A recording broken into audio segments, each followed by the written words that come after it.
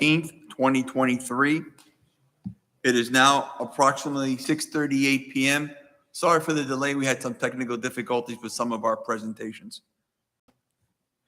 If you wish to speak on any item on this agenda, please complete a public comment card and provide it to the planning and zoning staff. Cards must be submitted prior to board discussion of an item. Thank you. Can we now have a moment of silence?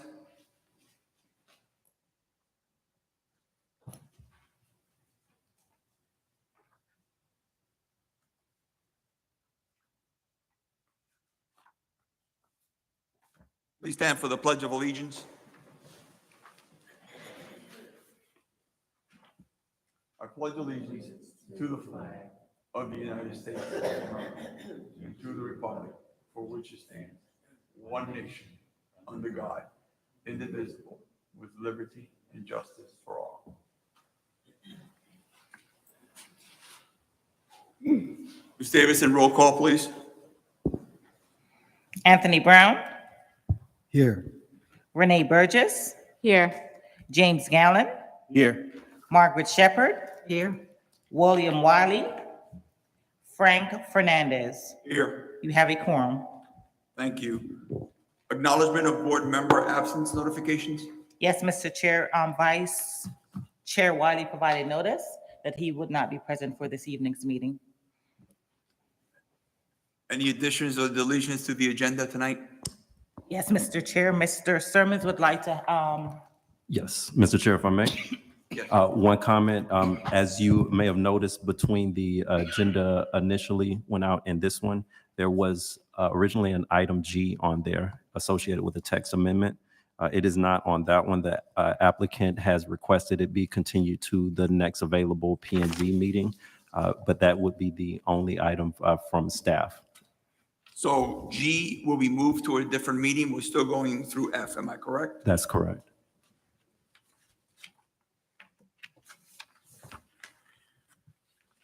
And that meeting would be the October 12th meeting, for the record. So with that change, do we have a motion to adopt the agenda? So moved. Second.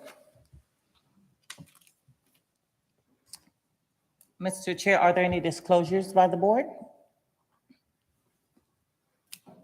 None? None here.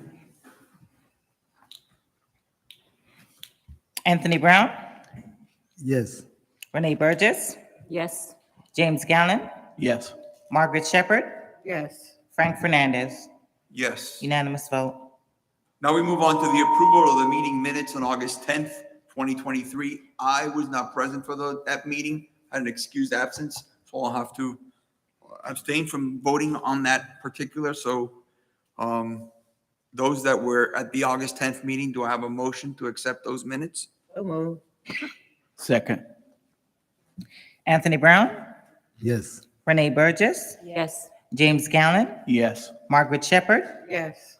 That vote passed with Chairperson Fernandez abstaining. Thank you. We have no unfinished business. None, Mr. Chair. Now we move on to new business. Mr. Sermons, A. Yes, Mr. Chair, item A is a request from the City of Riviera Beach, CRA, or Community Redevelopment Agency, and Mr. Scott Evans will be speaking on this item. Mr. Evans?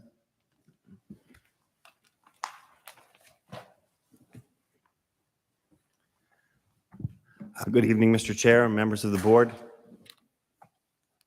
Scott Evans, I'm the Planning and Development Director for the CRA. Last month, we had a workshop to go through the CRA plan update with you.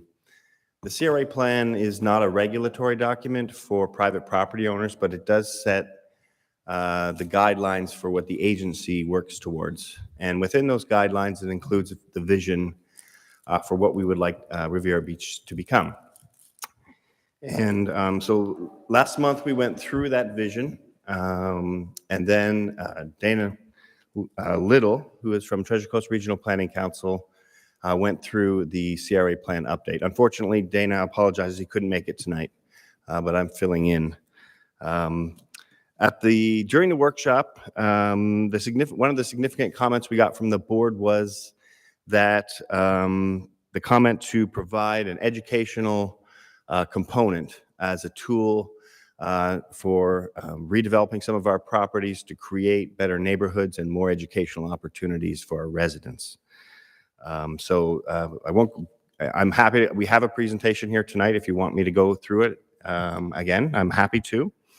But tonight we are asking for the official recommendation of the CRA, of the CRA plan by the Planning and Zoning Board. And that recommendation would go to the CRA board and the City Council, which is the final voting authority.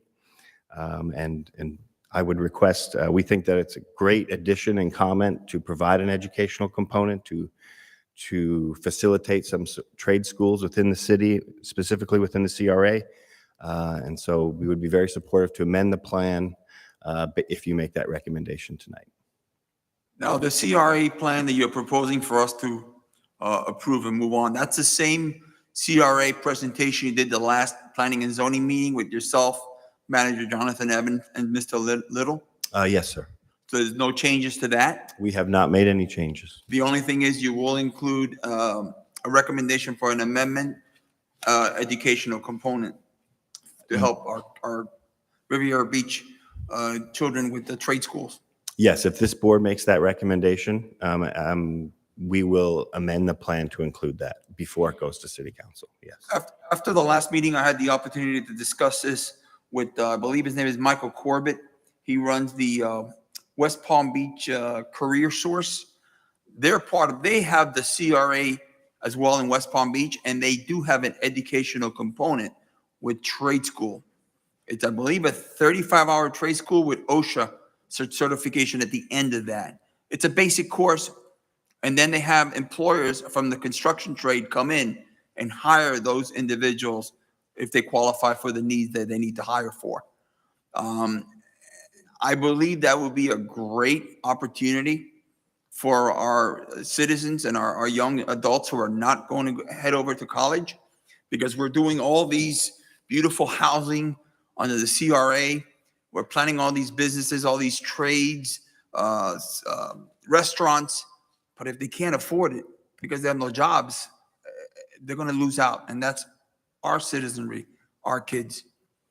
And that's my spiel for the day. I highly recommend including educational component to the CRA development, just like West Palm Beach did. Ms. Shepherd? No comment, sir. No additional comments. Virgie? No additional comments, just a wonderful suggestion about the educational component, but everything else was good. Mr. Gunn? No comment either, but I would like to see the presentation. Okay.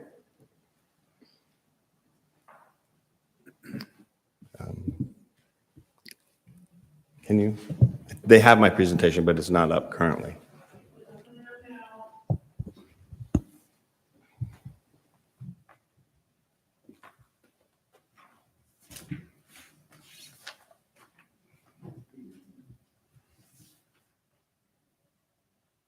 Okay. The last time we adopted a CRA plan was in 2011.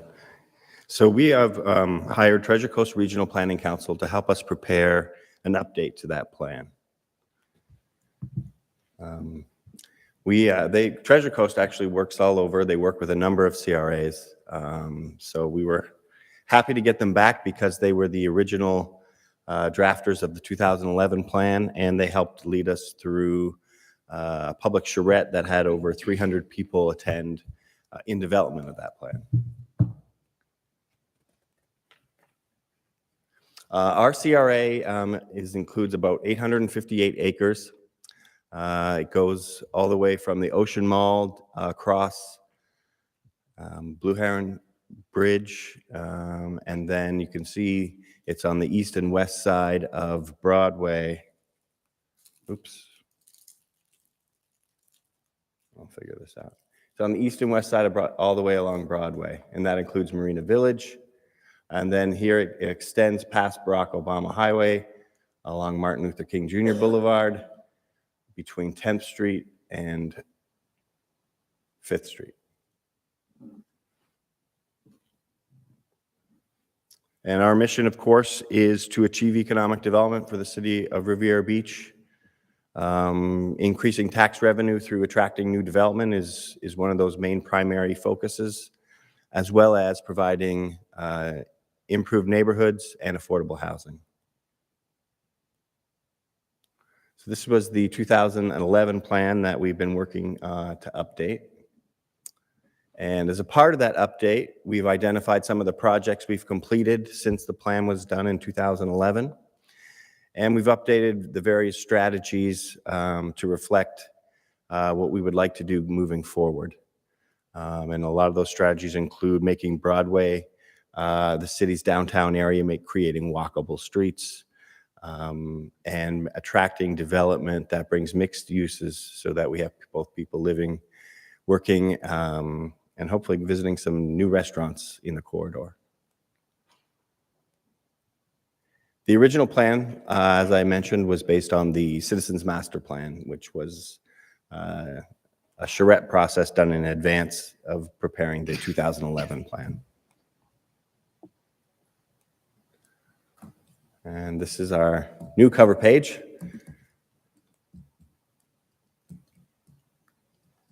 We have various chapters, general descriptions. It covers some of the legal items that are required by the plan. Essentially, the plan, everything that the agency does has to be included in the plan.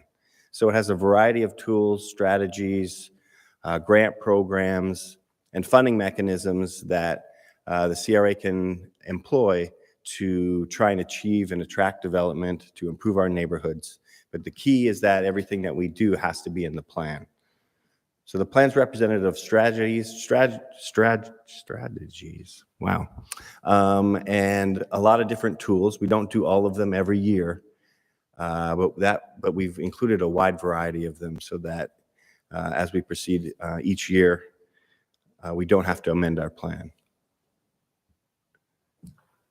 We have financing section, some of the innovative projects that we've done in the past, as well as then the programs and tools in which we can implement redevelopment.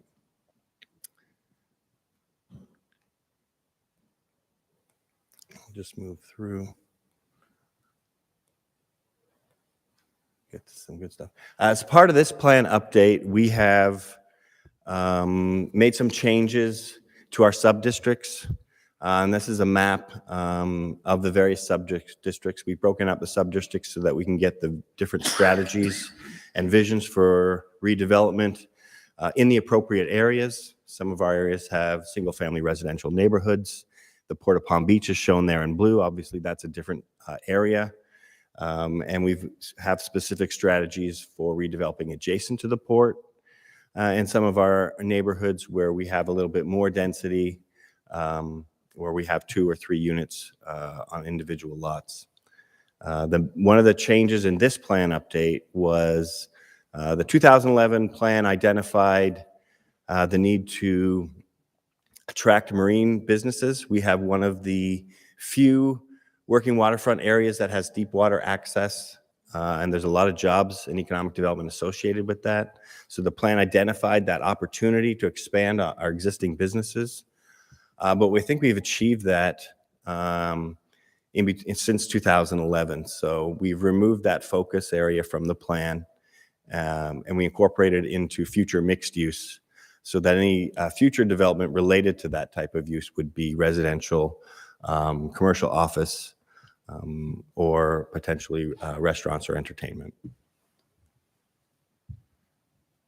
Another change is we've made significant progress on the redevelopment plans for the Marina Village Phase 2. And that's the Phase 2 concept plan shown above, which we've incorporated into the new plan. Items 7 and 8 on there are new residential projects. We have approved 99-year ground leases for over 500 units, which will be located on the southeast corner of Broadway and 13th Street. And those projects are now in design, and they'll be coming back before you for your review in January. These are some of the completed projects that we updated since the original plan was adopted. Obviously, the Marina Event Center that we're in here today was a significant investment that was designed to try and help us attract that future development that you should be starting to review in January. We got Publix to come to Blue Heron, an urban Publix, which was very significant as we try and change the way that Broadway and Blue Heron are developed towards a more urban, pedestrian-oriented environment. The marina itself, since the original plan was done, has had significant, we had docks that were over 40 years old. And the city has been able to replace all of those docks with a beautiful new marina, transforming it from an annual loss to making a profit of millions of dollars a year. Very successful. Bicentennial Park, was done as a part of the phase 1 of the Marina Village project.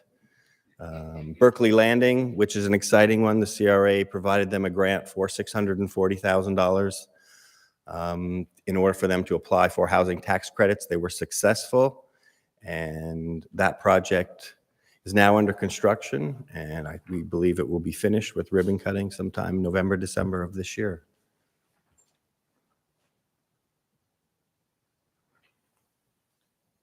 I'll go back to that side. Water quality, as a part of our CRA plan update, and it's including one of the indexes, we identified the areas for improvement.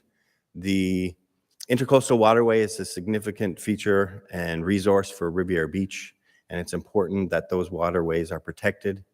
We have about 7 or 8 direct outflows where the stormwater flows directly from the street straight into the intercoastal. And so that's one of the major areas we've identified that we need to slowly over time make improvements. And the Safe Harbor project, which was recently reviewed by this board, they agreed to put baffle boxes. There's 2 direct outflows adjacent to their project.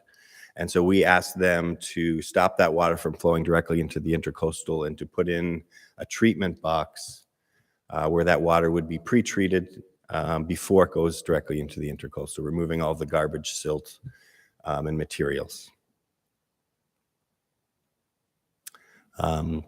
The Broadway Utility Burial Project, I'd like to touch on that one. That was a recently approved, the contract with Florida Power and Light on August 16th by the City Council. That will bury all of the overhead power lines and remove the poles along Broadway, which we feel will add substantial beautification by removing those poles. And there's more than just Florida Power and Light. There's Comcast, and there's a couple of different internet fiber companies, as well as AT&T, all on those poles. So those will all get buried underground from 11th Street to 27th Street in this current phase. And we are awaiting our kickoff meeting with Florida Power and Light so that that can get under construction in December. And that project's been in the CRA plan a long time, so we're excited that it's finally coming to fruition. Also in the CRA plan was the potential development of the model block, which is owned jointly by the city and the CRA. That's between 22nd and 23rd Street on the west side of Broadway. And we identified that that could become a government or mixed-use project. And now it's been approved as the site for the future City Hall. And bringing City Hall with all of its employees to Broadway, we think will create excitement.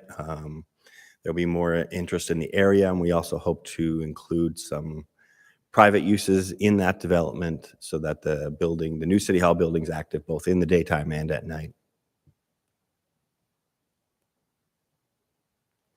Our emerging micro business incubator program. This was originally implemented for the Smoothie Shop, which is located just north of Blue Heron on the west side of the street. Smoothie Me Please was our first incubator, and that's been very successful. We now have in development 4 additional incubator spaces along Broadway. And we are working on a concept that would put 4 new live work units, which would have an incubator business with the ability to live directly above the business on Blue Heron.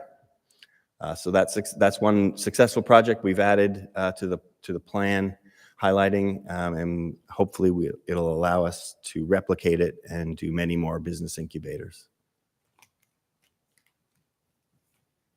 Our community garden program works within our neighborhoods to help get our residents involved. We do it in cooperation with the Community Development Corporation. And this just highlights some of the achievements. We've built 2 community gardens, as well as we've done some small projects within the neighborhoods for residents and schools who are interested in adding community gardening. We've also built some parks.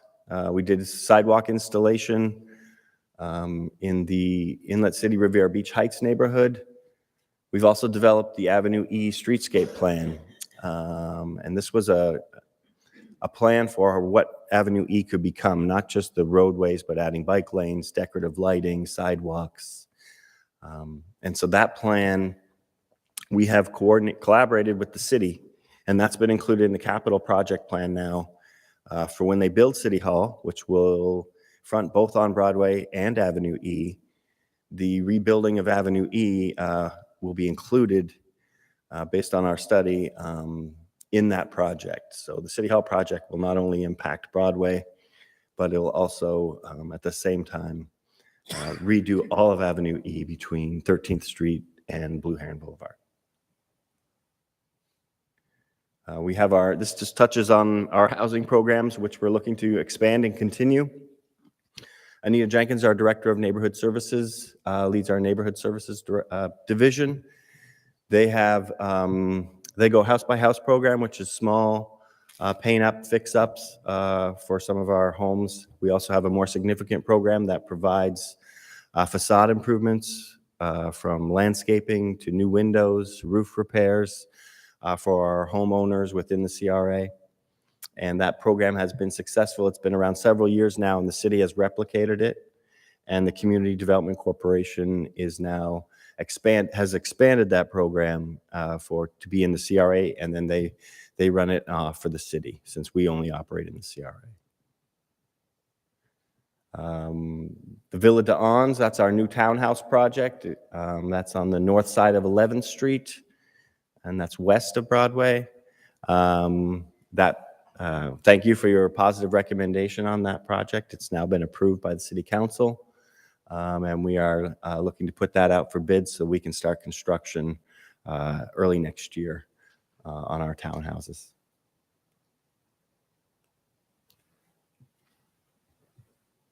This is just a projection of our revenue. Our revenues come from Palm Beach County and the city of Riviera Beach. When the CRA was created in accordance with Florida statute in 1984, it did exist before then, but the 1984 creation was in accordance with a lot more powers that had been adopted by the Florida legislature.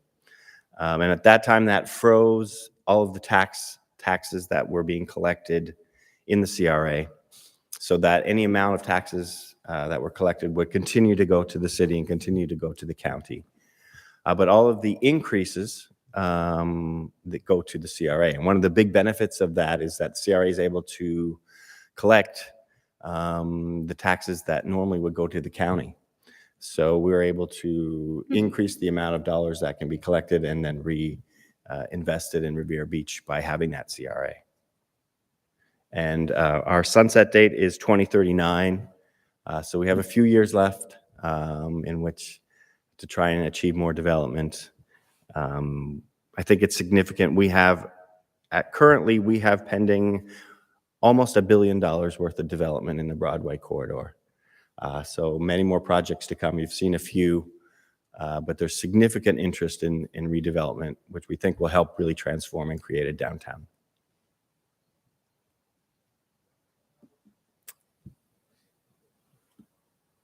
I think, obviously, this is just touching on some of the history, some of the projects we worked on from the implementation when FDOT redid Broadway. We had some interactions with them to try and get a positive outcome for the city. I can't read it up there, but Essentially, the plan includes a variety of incentives that we can pursue in order to help those projects redevelop. Sometimes there's a gap in the performance between what a developer can sell his project or lease it for and what it costs to build. And in order to close that gap, we can use transfer of development rights. We can invest in the infrastructure for those projects. We can create various incentives to try and help create a development environment that is positive for new development.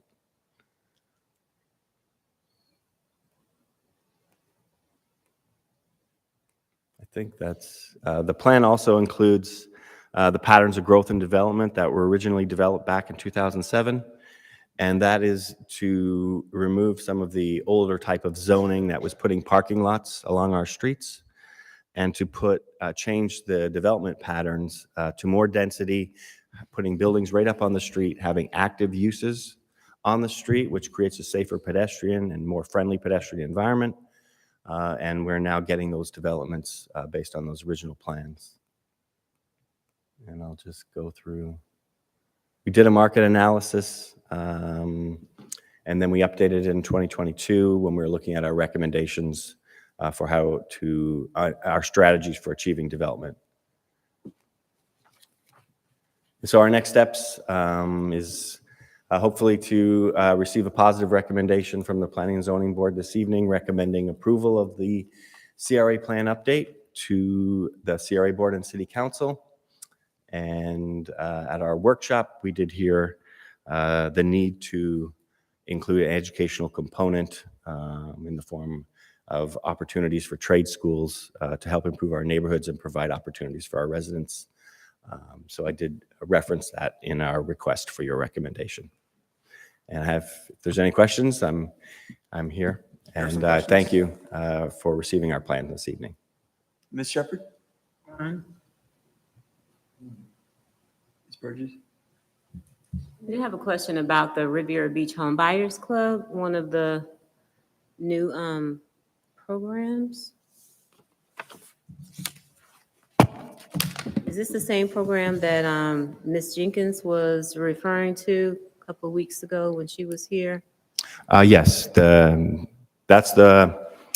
run a class which is designed to help improve the credit and get future homeowners ready to be able to obtain the mortgages and look after their homes. And then they also work with banks to try and help provide and get the funding to provide some down payment assistance for those homes. Is that still open? Because I know there was a class maybe a week or two ago, and I knew someone that tried to register it, and she said the link wasn't working on the website. Oh, really? I'm not sure if it's closed or not, but we'll certainly can circle back and make sure that the links are updated and working. We run them every quarter, or maybe almost every quarter. So that opportunity will continue to come up. And we will make sure we fix that. Thank you. Thank you. No question. Okay, I've got a couple. You mentioned a lot about the workforce housing assistance for those who want to buy houses. What about seniors? What are we doing for our seniors? Are we in the CRA, all this development that we're approving as a board, are you making accommodations for senior citizens? Our Riviera Beach senior citizens, to be specific. Mm-hmm. Is the CRA making any recommendations to have some of these properties that we're building sectioned off for our seniors? We haven't really focused on seniors. All of our affordable housing projects don't make a distinction for age. They're open to seniors. They're open to all ages. We haven't made a distinction related to seniors. The Florida tax credit program, housing tax credit program, we recently applied for a development. The Related Development Group has a lease for this old Spanish court site. So they have applied for those tax credits, which would allow them to build a development that would include some at the Marina Village. That would include some senior housing units, a portion of that would specifically be reserved. Out of the 520 units, I think it's about 80 of them would be reserved for senior housing. Now, they would still need to get that tax credit before they proceeded, but the state has identified that as something that they're looking for. So that project is funded by the CRA. We've provided them grant and loan funds of approximately $1.5 million, and that project would provide about 80 exclusive senior units. All right, let's keep our seniors in mind throughout all this development, if you can, as well. Transportation. I've seen a lot of developments that in different cities that their CRA components have included free transportation, whether it be a trolley, a shuttle. Is that in the works within the CRA? I did not see a transportation caveat. Yes, we didn't go into detail about that, but yes, we do envision a trolley that would go between some of our residential neighborhoods, the Marina Village project, and then the Ocean Walk project. Because all of those we could only run our trolley within the CRA, but that would allow residents to get to the beach. It would allow them to get to Peanut Island through Marina Village. And we are currently negotiating for 3 waterfront restaurants and a new hotel with the Margarita Hotel Group.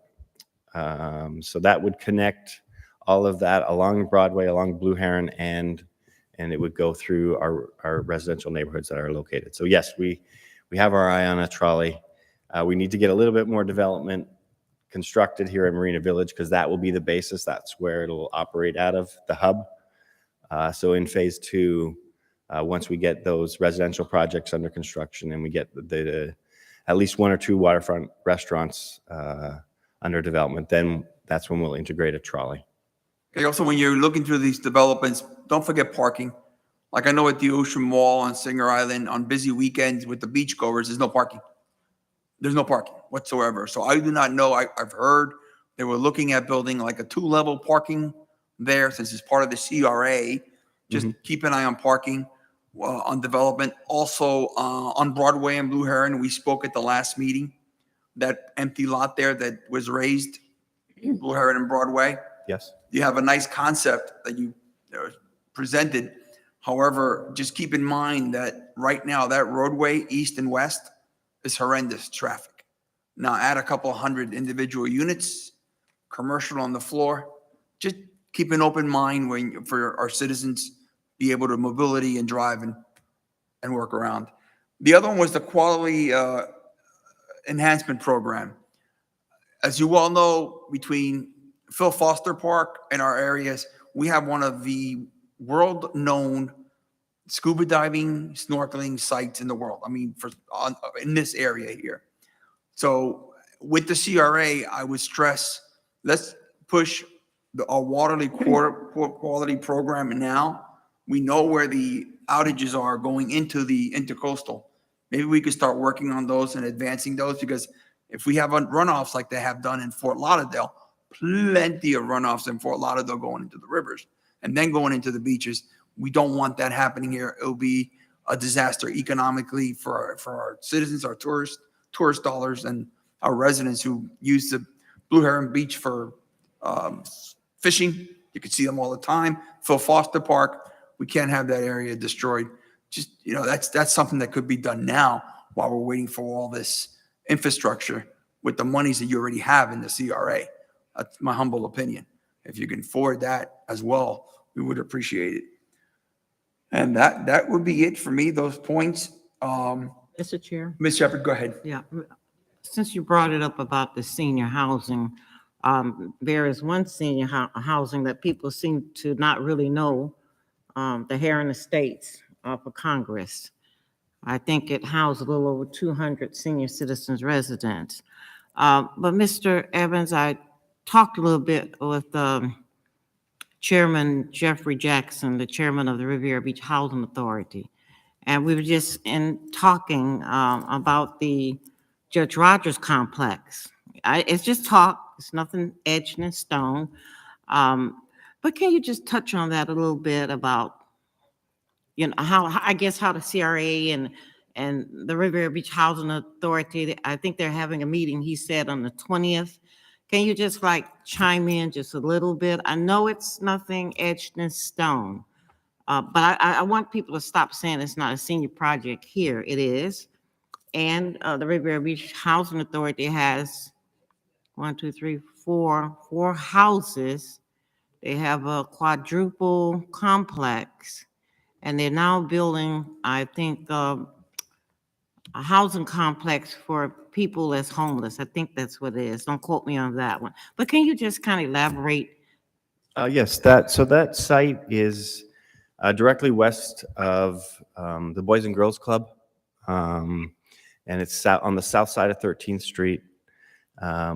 It's a site that's, I believe, owned by the city of Riviera Beach, but it has some sort of deed restriction related to the school board. The school board has indicated that they are interested in allowing the redevelopment of the site for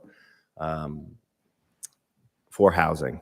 And we think that'd be a great opportunity for mixed income housing that would allow workforce, potentially seniors. The CRA did identify that the site is big enough to do a really nice, with a mix of different types of units and some amenities.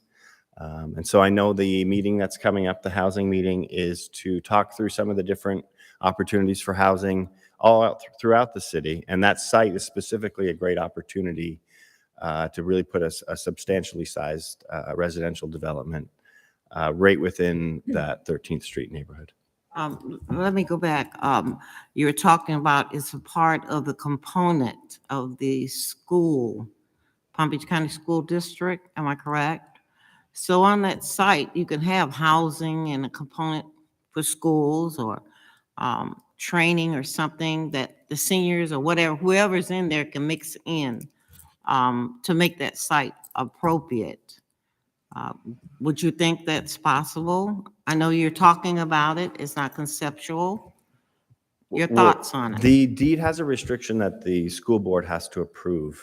I think it's and I'm not exactly sure about the details, but I believe it's anything that's not a school.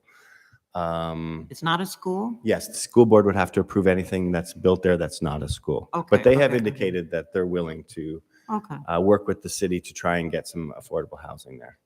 okay, thank you. Thank you, Mr. Chair. Any other questions? I do have one more quick question. As far as events that would be proposed to come within the CRA district, would you have any say over that, or is that strictly the city? Events? Correct. Yes, the CRA did the Winter Wonderland, which we've done here, I think for 5 years straight at the event center and of course along our promenade. The CRA has reduced our focus on events. In collaboration with the city, we're moving all of the events to on the city side, and the city holds them all over. So moving forward, the CRA has identified in this year's budget about $40,000 to do a few really nice events. But we're not going to do them on our own. We're going to do them in collaboration with the city. So the board will look at some of those future events in the coming months. But as of yet, they haven't determined which events we will work to help support in the coming year.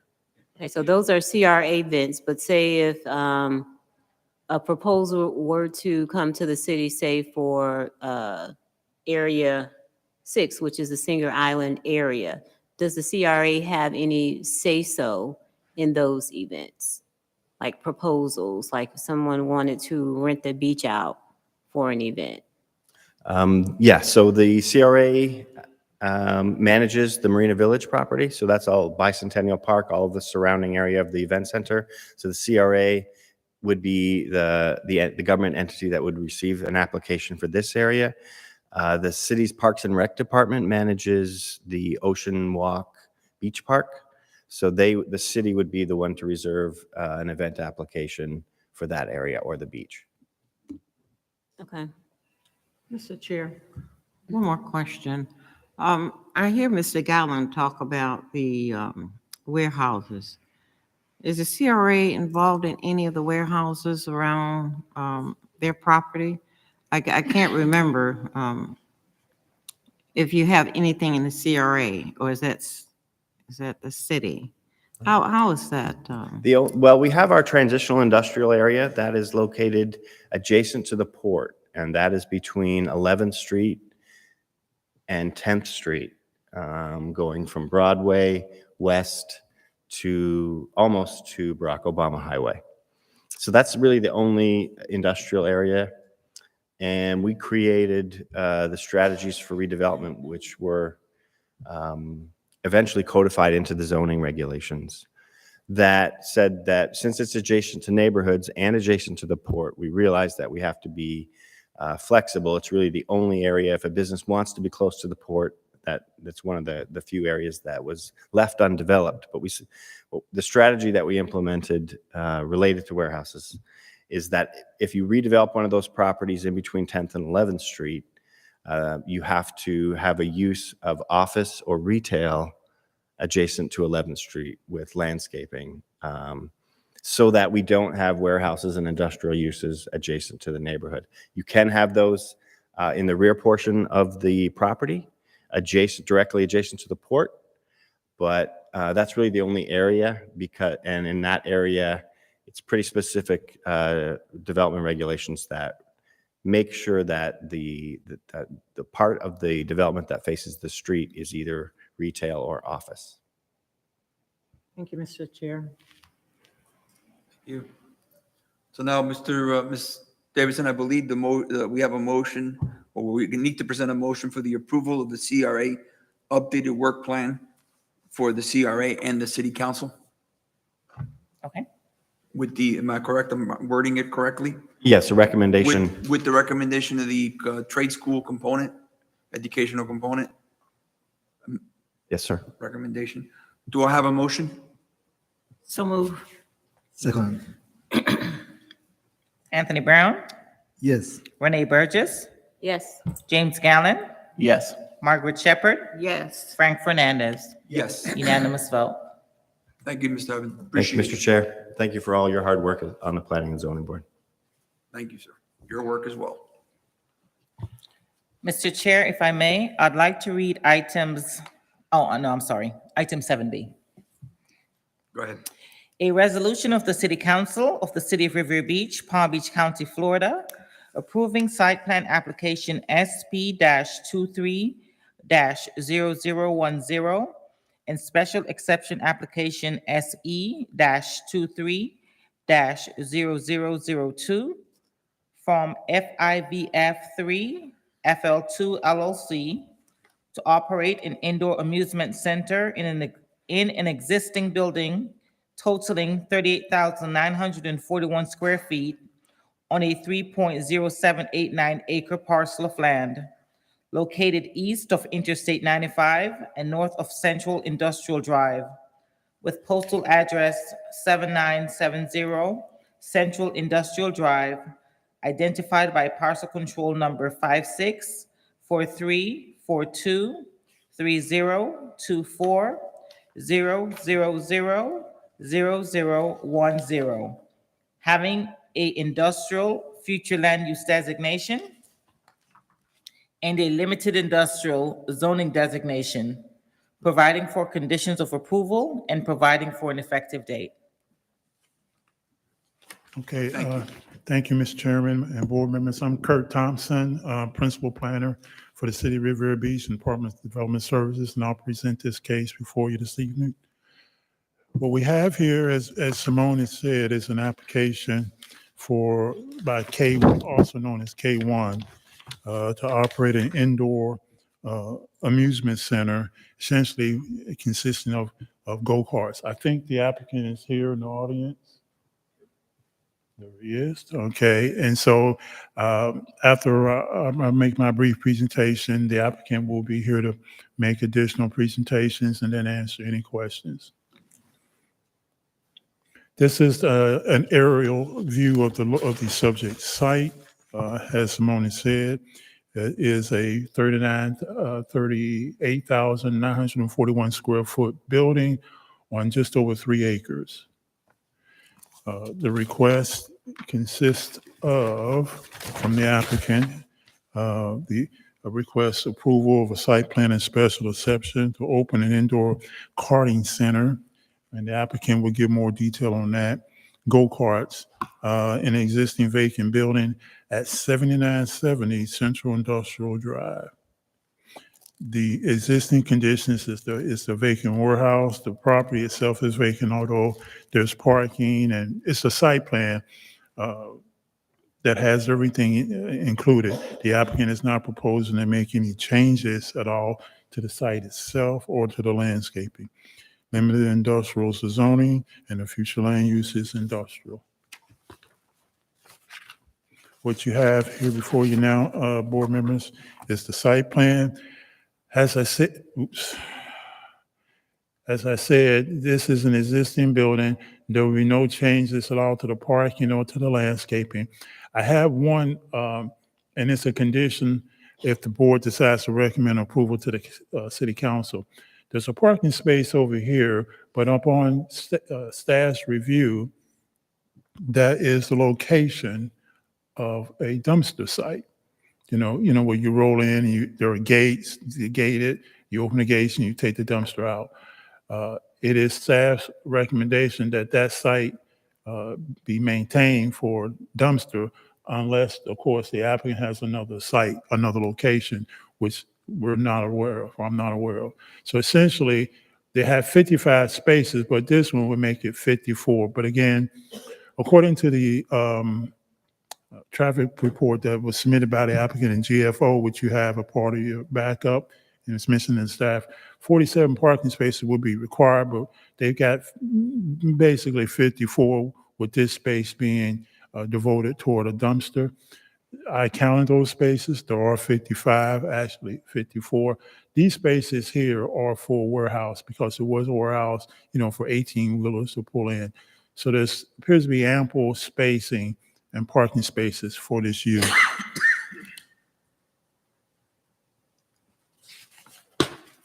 In terms of the landscape plan, as I said, the applicant is not proposing any changes to the building, no change to the existing engineering, drainage, or landscaping, or lighting is proposed. They simply want to go ahead and apply for a building permit and have the interior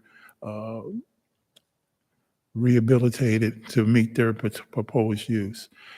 This, what you see here is, board members, is the front elevation of the subject property. As I said before, these are 5 bays that were used by 18-wheelers to unload and unload material. Now they're proposing to use this. As I said, that dumpster site is over in this vicinity here. And as I said, that dumpster site should be maintained unless the applicant has another location. This is the interior, the floor plan, the layout of the proposed use. The front door, I keep doing that, pardon me. The front door entrance they're showing here into the main area. There's also, I think, there may be other doors, but this is the front door according to the applicant's site plan. The applicant can give more elaboration on that. It reflects pretty much what they have in other places, such as in Orlando, I believe. In terms of the interior layout, it's very similar. Like I said, the applicant will address that. In terms of staff's review, according to section 3157, which is the site plan standards, and 3162, which is special exception, the city has determined, or the staff, has determined that the site plan special exception shall be reviewed according to these 4 points. Ascertain if the proposed new development is in conformity with the comprehensive plan, is not detrimental to the neighboring land use, that if efficient pedestrian vehicular system exists, and that the proposed project will be a viable addition to the community. Staff has determined that they meet all 4 of those, particularly in terms of the comprehensive plan. The area is an industrial area, but there are no residential areas nearby that site that will cause any traffic issues. It's a relatively sort of an isolated area because it is an industrial park and where they are located. In terms of staff's review of the application, as I said, at this point, I wanted to really bring out to the board, and that is demonstrate the proposed use of the approach appropriate for the site. Back on February 1st, the City Council approved Ordinance 4209, which allowed the subject site to, which allows a property to be approved as a special exception, which includes the following indoor or outdoor amusement / recreational uses. And then it goes on to list all those uses. And if, as you look down further, I believe it's like 1, 2, 3, 4, 5, the 6th line down, you see go-kart uses intended for use of the general public, which is exactly what the applicant is proposing to do.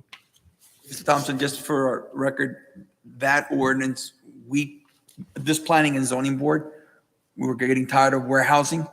And with Mr. Sermon's team, we asked for an inclusion of these type of activities Oh, okay. that you weren't aware, you weren't. I weren't, Mr. Sermon hadn't So hired me yet. we're familiar, Mr. Gallen, that we're like Oh, okay. laughing, cracking a smile over here because like, So- yep, I remember oh. that. We asked for it. So okay, well, that's good to know, Mr. Gallen and Mr. Chairman, appreciate that. Anybody else that are familiar with this? Okay, well then, let me move ahead and go on to to continue. The main part of this is that here, where public facilities, this comes from our comprehensive plan, the future land use element of the the future land use element that talks about public facilities. Basically, this use is compatible with that. This is the subject site, and we did not, the staff, the hearing was properly noticed according to state law and city regulations. And we did not receive any community comments. And I didn't get, Mr. Simmons didn't tell me of any comments that were received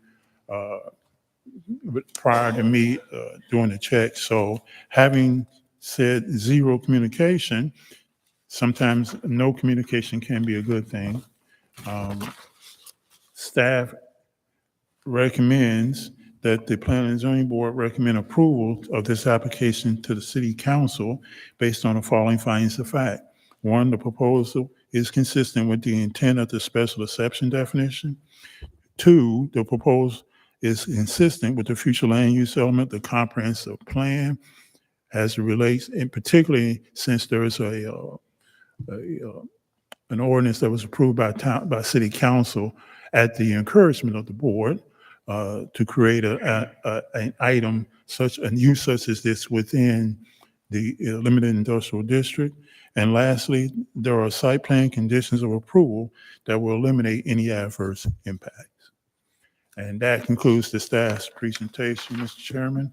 I just ask that, the board hold any questions that they have to give the applicant a chance to make their presentation. So, Absolutely. When you approach the podium, please identify yourself, name, and how you're associated with the program, Of course. with the project. Good evening. Thank you guys tonight, Mr. Chair, the board members. Thank you as well, Mr. Clarence, and your team for the work on this project. My name is Drew Percival. I'm the Director of Operations for K1 Speed. I've been with K1 for almost 10 years now. We're a growing indoor entertainment company. We support the staff recommendation of the approval of our site plan and special exemption for indoor go-karting use. K1 Speed provides a clean, wholesome entertainment. Our operation is totally indoors. Drivers participate in an authentic racing experience in a high-tech energized go-karts with speeds timed and computerized with a computerized scoring system as well. Our carts are fully electric powered, high performance, 20 horsepower single person carts. They create no noise, no odor, fumes whatsoever. They're the highest quality electric go-karts in the world. We run a clean, wholesome business. We're fully compatible In compliments surrounding businesses, we're confident that the Riviera Beach will be very happy with us in the sporting and entertainment market. We've read your staff report and conditions approval. We accept them. So we urge you to recommend and approve our applications to the City Council. I'm here to answer any questions you guys might have on the project. We're excited to be in this community. Ms. Shepherd? Thank you, Mr. Chair. How old do you have to be to ride these little go-karts? We do everything by heights, not by ages specifically. We have junior carts that are for guests that are 48 inches and above. Usually that's somewhere between 5 and 8 when you're tall enough to race those go-karts. And then adult carts is usually when you're about 12 to 14. It's 58 inches. The smaller and the older people, they ride together, or are they separated? They race on the same track, but they go at different times. So we'll do an adult race and then we'll do a junior race. Okay, okay. About how many times, how many, well, I know you just got here, but what is the percentage of people coming to use your facility? Is it high rate or medium, or how does that go? And as far number of participants, or Yes, like for a day, I'm trying to. yeah, I mean, we've been very fortunate coming out of the pandemic that we're in a space where even during the pandemic we were socially distanced. I mean, you're in a go-kart, you're 6 feet apart. So coming out of the pandemic, we positioned ourselves in a good spot. Formula One, NASCAR, all of those are on the rise. Formula One's coming to the United States quite a bit more now. So everyone wants to be the next F1 driver and NASCAR driver and IndyCar driver. So we have been very fortunate. Saturdays and Sundays are our busiest days. But the way we do it is it's a high level experience. We can only put 12 people on the track at a time. And so it's not crazy amounts of people. We schedule them out. So it's a very even flow. I don't know if that answers your question. Are you looking for a specific number of people? You're good. I assume you have people there watching over. Of course. How many do you have on the floor just really watching? It depends a little bit on how busy it is, but generally speaking, there's between 2 and 4 people on the track monitoring it. All the carts are equipped with safety features that allow any person with a remote in their hand to stop the operation right away. As soon as there's a spin out or any incident on the track, if there's drivers that can't control the higher speeds, we turn them down. The equipment is designed to be extremely safe. The barriers are specially designed in Italy, and so are the carts, to where you can hit the barrier at full speed, bounce right off, and keep racing. Yeah, it sounds like a good operation. Yep, this would be the 6th location in Florida. Yeah, it's one up, I think, on Forest Hill that it's called Fun Depot. That's the name of it. And I think it's the same conceptual plan, but they're outdoors. Yeah, ours are indoors. I'm not familiar with that one, if it's gas or electric, but ours are electric, so there's no gas fumes. And we try to, I guess, err more a little bit on the high end side of things. Our price points are a little bit higher, but we make sure that we've got a great experience that goes with it. We're big on corporate events, birthday parties, date nights, bachelor parties, all that good stuff. Price for each individual. It starts off at like $25. So For kids also? correct, yes. But it's a good race. It's about a 12-lap race, and everyone goes out there and they have a great time. Well, it sounds like fun. It Yeah. does. It does. It sounds like fun. We'll get you out there racing for sure. I'm too old, but I got granddaughters. I trust them to go out there. And I'm asking because I know I will probably come with them to see them.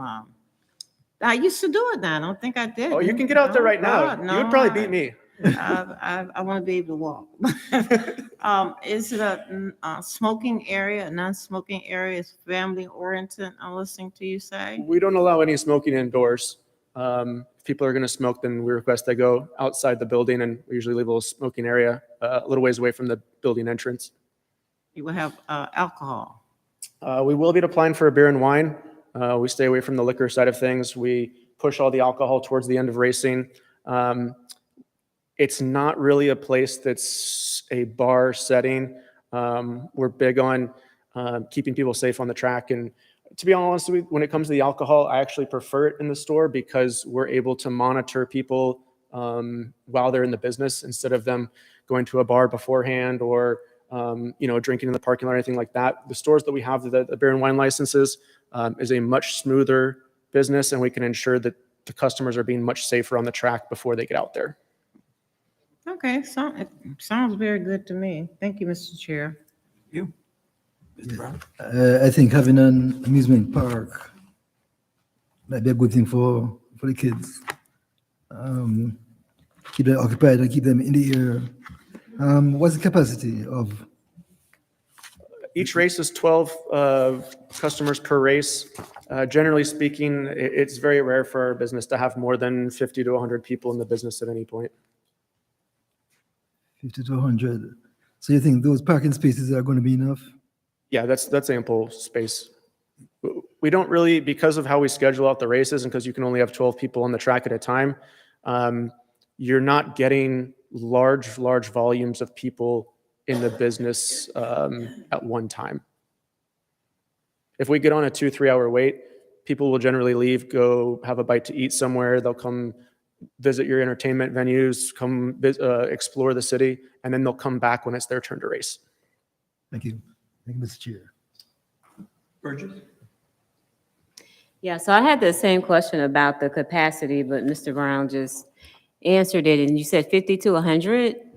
I would say that's on the very high end. It's generally not more than 50 people in the business at a time, give or take. Okay, because I noticed the parking was only like 46 regular spaces plus 2 handicap for a total of 48. When you look at the square footage, it's difficult because I would say 80% of that building will be track that won't have more than 12 people on it. And so we run into this issue in a lot of cities that we go to, is that they base it off the entire square footage of the building instead of the actual square footage of the use of the building for customers to walk into. So I feel very confident that that's more than enough spots. We've got 42 locations now, and I think the data that we have would prove that that's ample. We've never run out of spots at any store. So would you guys have like a cutoff, like when you reach capacity, you would turn people away? If it gets to that point, it's really never been an issue that it's ever gotten to that point to where we've run out of spots. We've got other businesses that have less spots than that. Generally speaking, it's like you said, it's a family thing. So people are coming 4 or 5 people in a car. It's not everyone coming in their own car, generally speaking. And if there's a corporate event or something like that, they usually bring a bus, and that doesn't take up any spots. Okay, yeah, I'm on the website. I see you guys have 72 locations. It says you have one coming soon to West Palm Beach. I hope that's not ours. I we're read Riviera through their Beach. packet. No, this was the first thing I heard. So I read through the packet yesterday, actually, and I saw that the Riviera Beach is an important thing to you. So we'll get that changed for sure. Thank Wait a you. minute, Are we approving this with a West Palm Beach? Yeah, it says coming soon, West Palm Beach. I think we I'm should like, well, postpone this until the. they don't need one Mr. here. Thompson, I made a Because mistake. we are Riviera That's Beach. typo. Here's the That's typo. distinction. right there, see? brother? No, I got you. We'll get that switched ASAP. By the time Okay, you wake up tomorrow. I'm gonna check. Okay, please do. Looks good. I love it. I think it's gonna be something well needed in the city. Looking forward to it, and I'll be checking. I Okay. will. Thank you. Yeah. My only concern is that I drove by there the other day, and I don't know what your lighting is gonna be like at night, or your security as far as cameras and stuff like that. Are you Could talking about the parking explain? lot itself? Yes, Yeah. around the parking area, because I didn't see very much lighting around there, and plus it was during the day, so. Yeah, we'll for sure make sure there's ample lighting. I mean, we want everyone to feel safe in the parking lot. We've got cameras as well, and we're constantly monitoring the parking lot depending on the situation. But we don't allow people to hang out in the parking lot, loiter by any means. We keep everyone as safe as possible, and their cars and their belongings as safe as possible. Yeah, because that was my only thing that I noticed, because I know by it being way back in the back and sitting in that little corner by itself, Yeah. never know. But I'm glad you guys are coming. It's about time we do something for our kids here. Thank you. One more question, Mr. Chair. Signage on your building, because it looks like it's gonna be right off 95.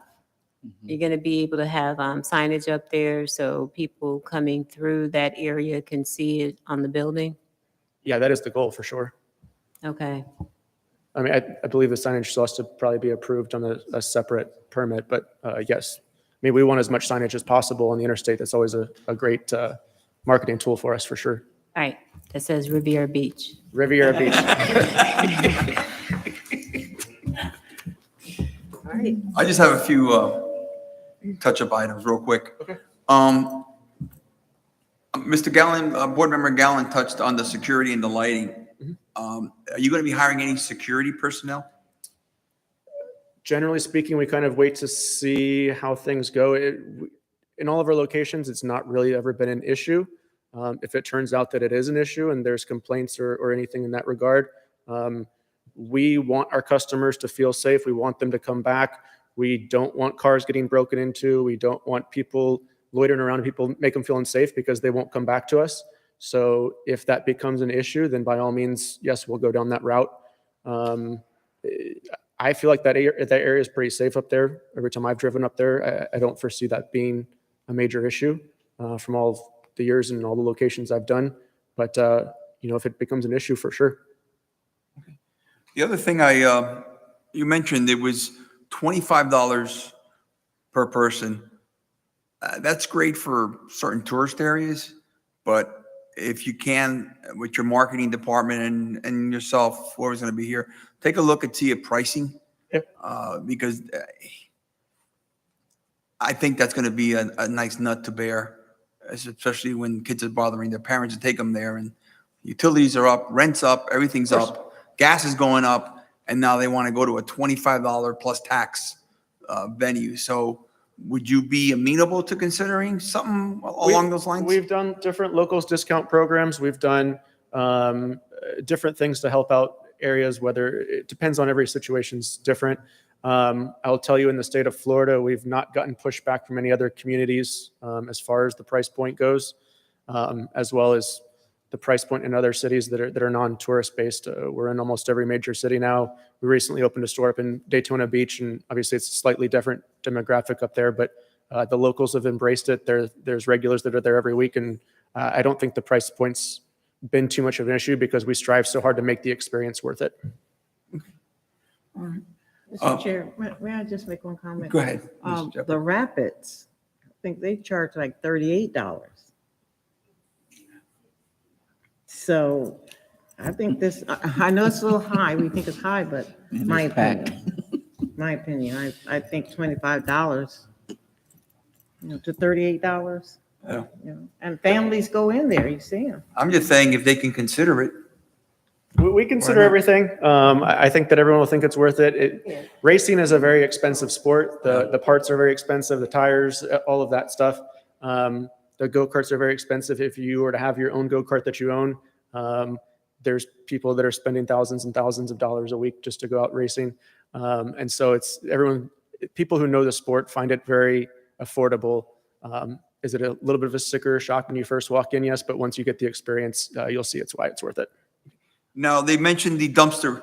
Would you be amenable to keeping the dumpster where it is now, or? I believe that was what we were looking at doing. I think we were looking at different options to hide the dumpster as well for you guys, so it's not as visible. I think that was their recommendation. Yes. Yes, it was the recommendation. I just wanted to make sure that you're amenable to that No issues before we there. move on. Yep. Okay. Oh, Any- Chair, one more quick question. Burgess? I was looking at your hours too. So are your hours going to be about the same for this location? Because I noticed on the weekends, it's a little longer, like to 12 a.m.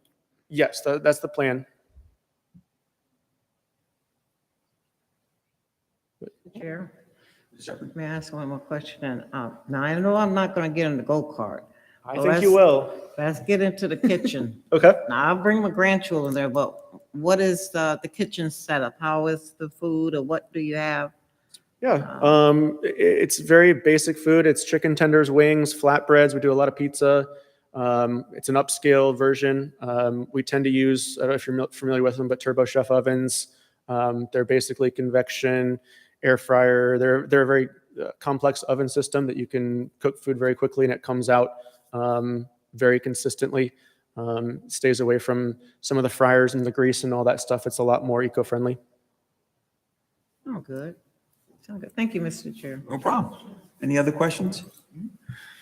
Okay, if we have no further questions, Need a motion to approve site plan application SP 23-0010 and special exception application SE 23-0002 as read into the record previously by Ms. Davidson. Mr. Chair, if I may?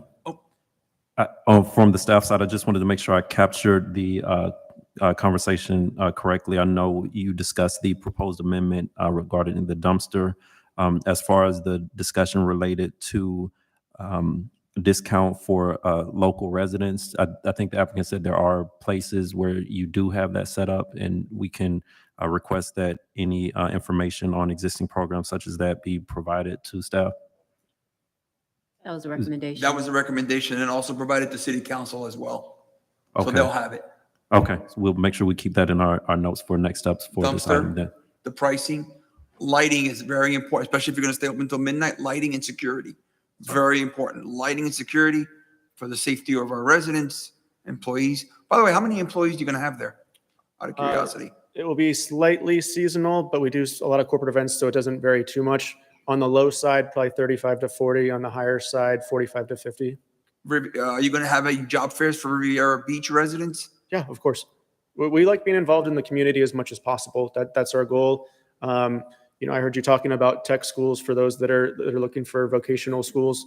We get very involved in those. We've got full-time mechanics that are constantly taking apart the carts and putting them back together. And so because of our hours, it gives them quite a bit of flexibility for their school schedule to be able to go to school and also get experience. So we participate quite a bit in those as well.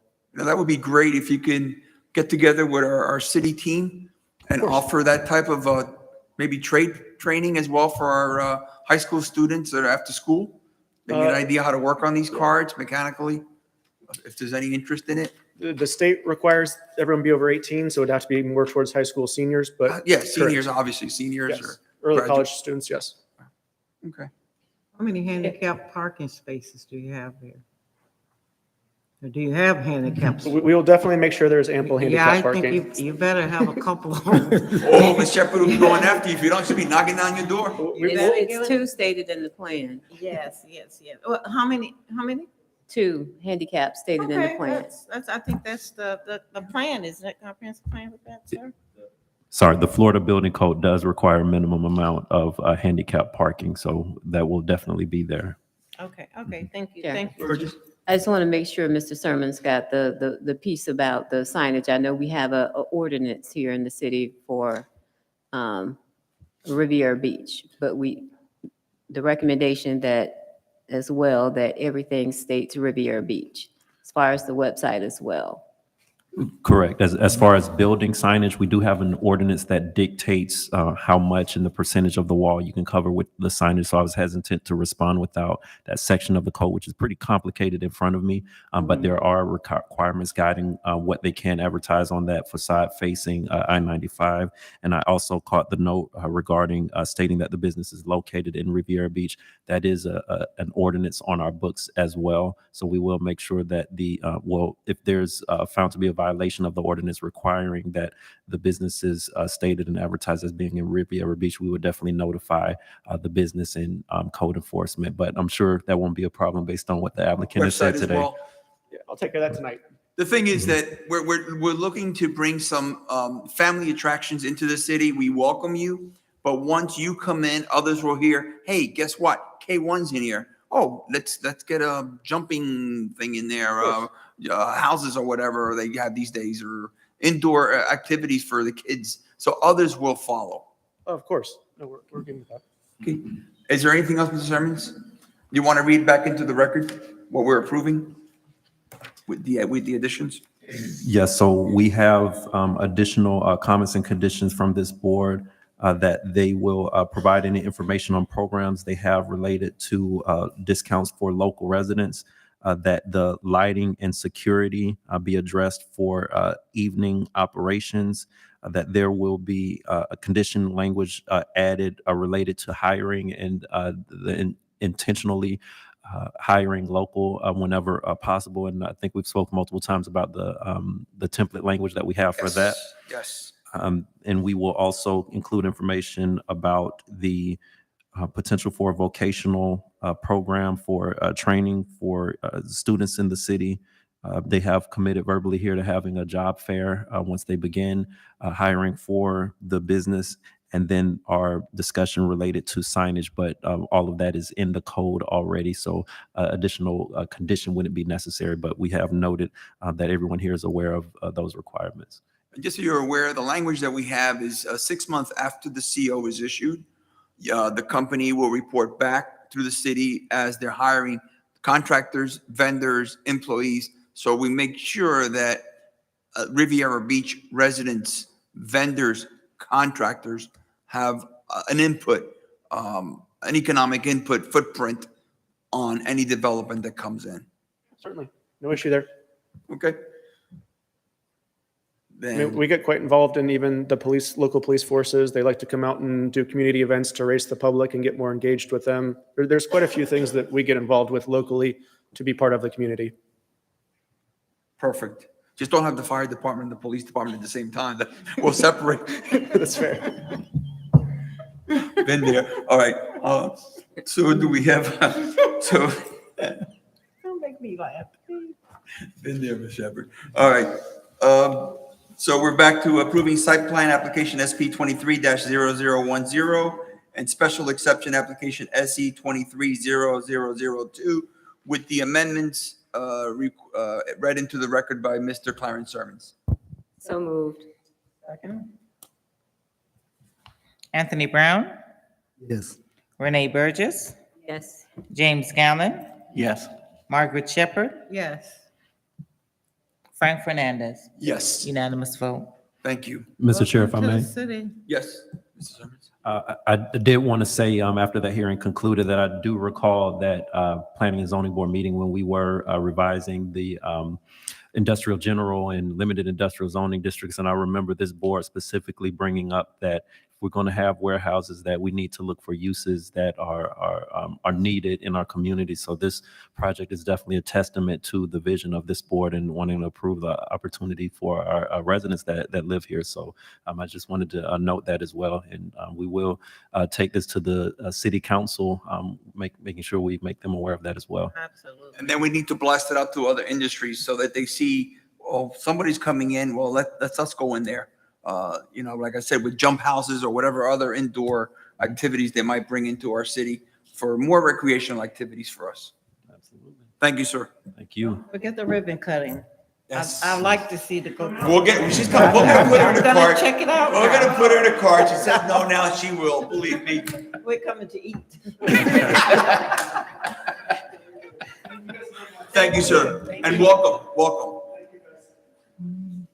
Let's move on now to C, 7C. Mr. Chair, I'd like to read items 7C through F, which will be consistent with Mr. Thompson's presentation. So I'll just read all the items into the record. 7C, an ordinance of the City Council of the City of Riviera Beach, Palm Beach County, Florida, approving application number LU-22-0001 for a small-scale future land use flu map amendment to the City of Riviera Beach Comprehensive Plan, changing from a land use designation of commercial and a land use designation of medium-density, multiple-family residential MF15, up to 15 dwelling units per acre, to a land use designation of high-density residential MF20, up to 20 dwelling units per acre on approximately plus minus 15.77 acres of real property, and providing for a repealer, severability, an effective date, and for other purposes. Item 7D, an ordinance of the City Council of the City of Riviera Beach, Palm Beach County, Florida, approving application ZA 220001 from 7920 Riviera Beach Holdings, requesting a zoning map amendment from a commercial district designation and a low-density multiple-family dwelling district, RML 12, to a high-density multiple-family dwelling district, RM 20, and providing for an effective date and for other purposes. Item 7E, A resolution of the City Council of the City of Riviera Beach, Palm Beach County, Florida, approving a site plan SB-22-0003 requested from 7920 Riviera Beach Holdings LLC to construct a new multifamily development of 60 townhomes and 255 multifamily market rate units, totaling 315 dwelling units on the subject property on approximately plus minus 15.77 acres of land, generally located at 7982 North Military Trail, 7920 North Military Trail, 7880 North Military Trail, 7940 North Military Trail, 4411 Leo Lane,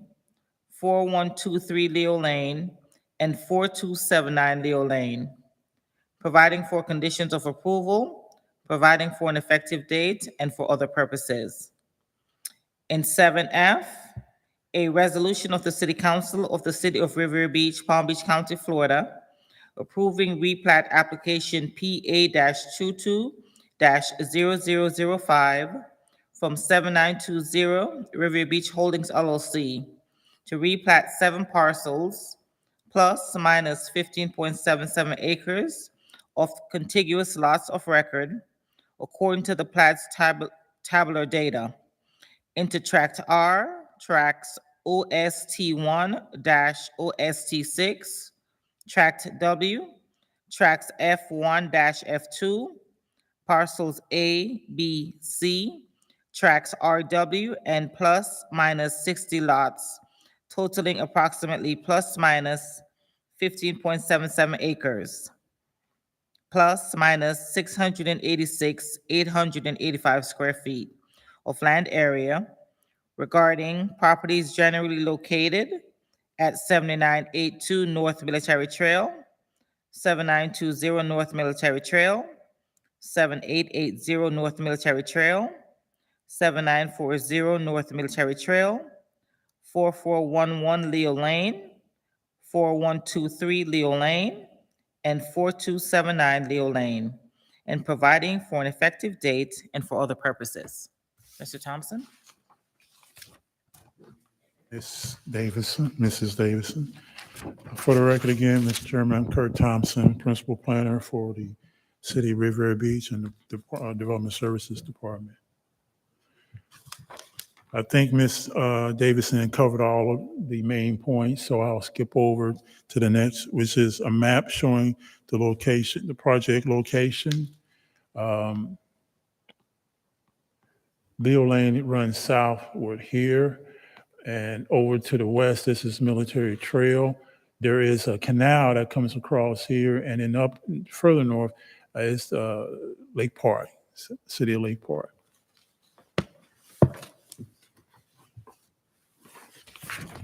As Simone has said, this is an application. Well, I'm going to go over this in a global sense to request approval for land use amendment, rezoning, site plan, and replat to construct a new multifamily development complex consisting of 60 townhomes and 255 multifamily market rate units totaling 315 dwelling units on 7 parcels of property, as indicated by Mrs. Davison. Property is currently vacant. There are some vacant buildings on the property and vacant land. The applicant's presenter, I believe, if I'm not misspeaking, is Ms. Hope Calhoun, and she's here, that will be giving additional information. Let's see. So I would like, oh, by the way, before I go even further, there was an advertisement for a text amendment.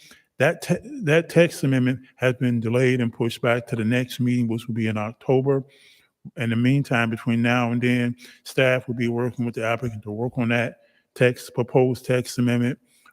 So I just wanted to make the board aware that there was a text amendment part of this, but it's not being heard tonight. It'll be heard as a separate item on its own next month. Okay? Okay. Let me just continue to move forward.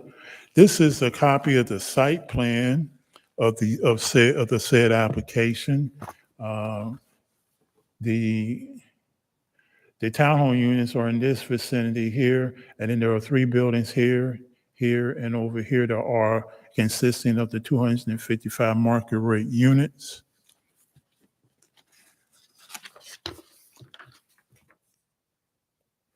Now, if I want to direct the board to the handout that was given up by Mrs. Davidson. The very last page, it says it's a picture of a rendering. I wanted to make sure that's included because this way the board can see in color a rendering of what's being proposed. Oftentimes, we show you things like this when what you have there in your hand actually shows you the project has planned by the applicant. And we thought that would be a good thing for you all to have. Okay. Next, and now in terms of these photos, I recommend on the first page of that handout I gave to you all, that gives the elevations for the apartment units in particular. The first page shows you the elevations, the front and the rear and the right side and left side elevations of the proposed 5-story 255 unit market rate units.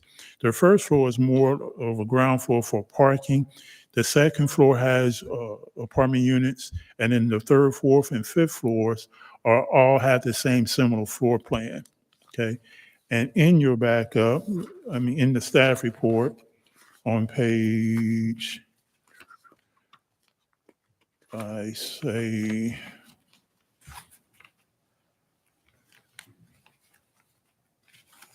pardon me, well, I pulled that page. Here we go. Okay, on page, starting on page 13 of the staff report, you have the floor plan layout. Page 13, 14, and 15, etc. I wanted to make sure that the board had at least an idea of what those floor plans look like. And one way to do that was to put them in the staff report, and then your handout lays out the elevations for said buildings. Okay, this way you have a total view of the floor plan and the elevations. Next page, that second page of the handout is a color elevation of the clubhouse. If I could go back, the clubhouse is somewhere in this vicinity over here. So that is to give you an elevation, a color rendering of what that looks like. The next page over is again the elevation of the front and rear and left and right sides. And then as I go over to the last page again, I don't want to overemphasize this because I'll leave that for the applicant to persuade the board in terms of their own application. But this was the best rendering that I could see that gives the board an idea of what's being proposed.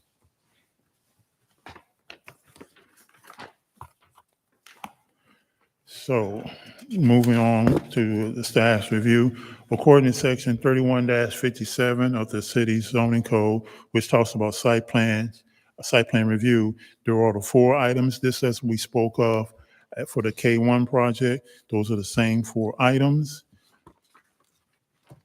Moving on over to the staff's review, the application consisted of, as Mrs. Davidson indicated, land use and rezoning, site plan, and plat analysis. The asterisk is for the text amendment, which I addressed earlier. The land use and rezoning talks about the change from commercial to RM20, and then a change on RML 15 to RM20. The staff, and it is the staff's professional opinion in looking at the land use, the rezoning, the site plan, and the plat analysis, the staff recommends that you consider approving this application based upon our review of the application. We've tried to be objective, and it's just a recommendation, but it's totally up, again, as I said, to the applicant to persuade the board to an approval.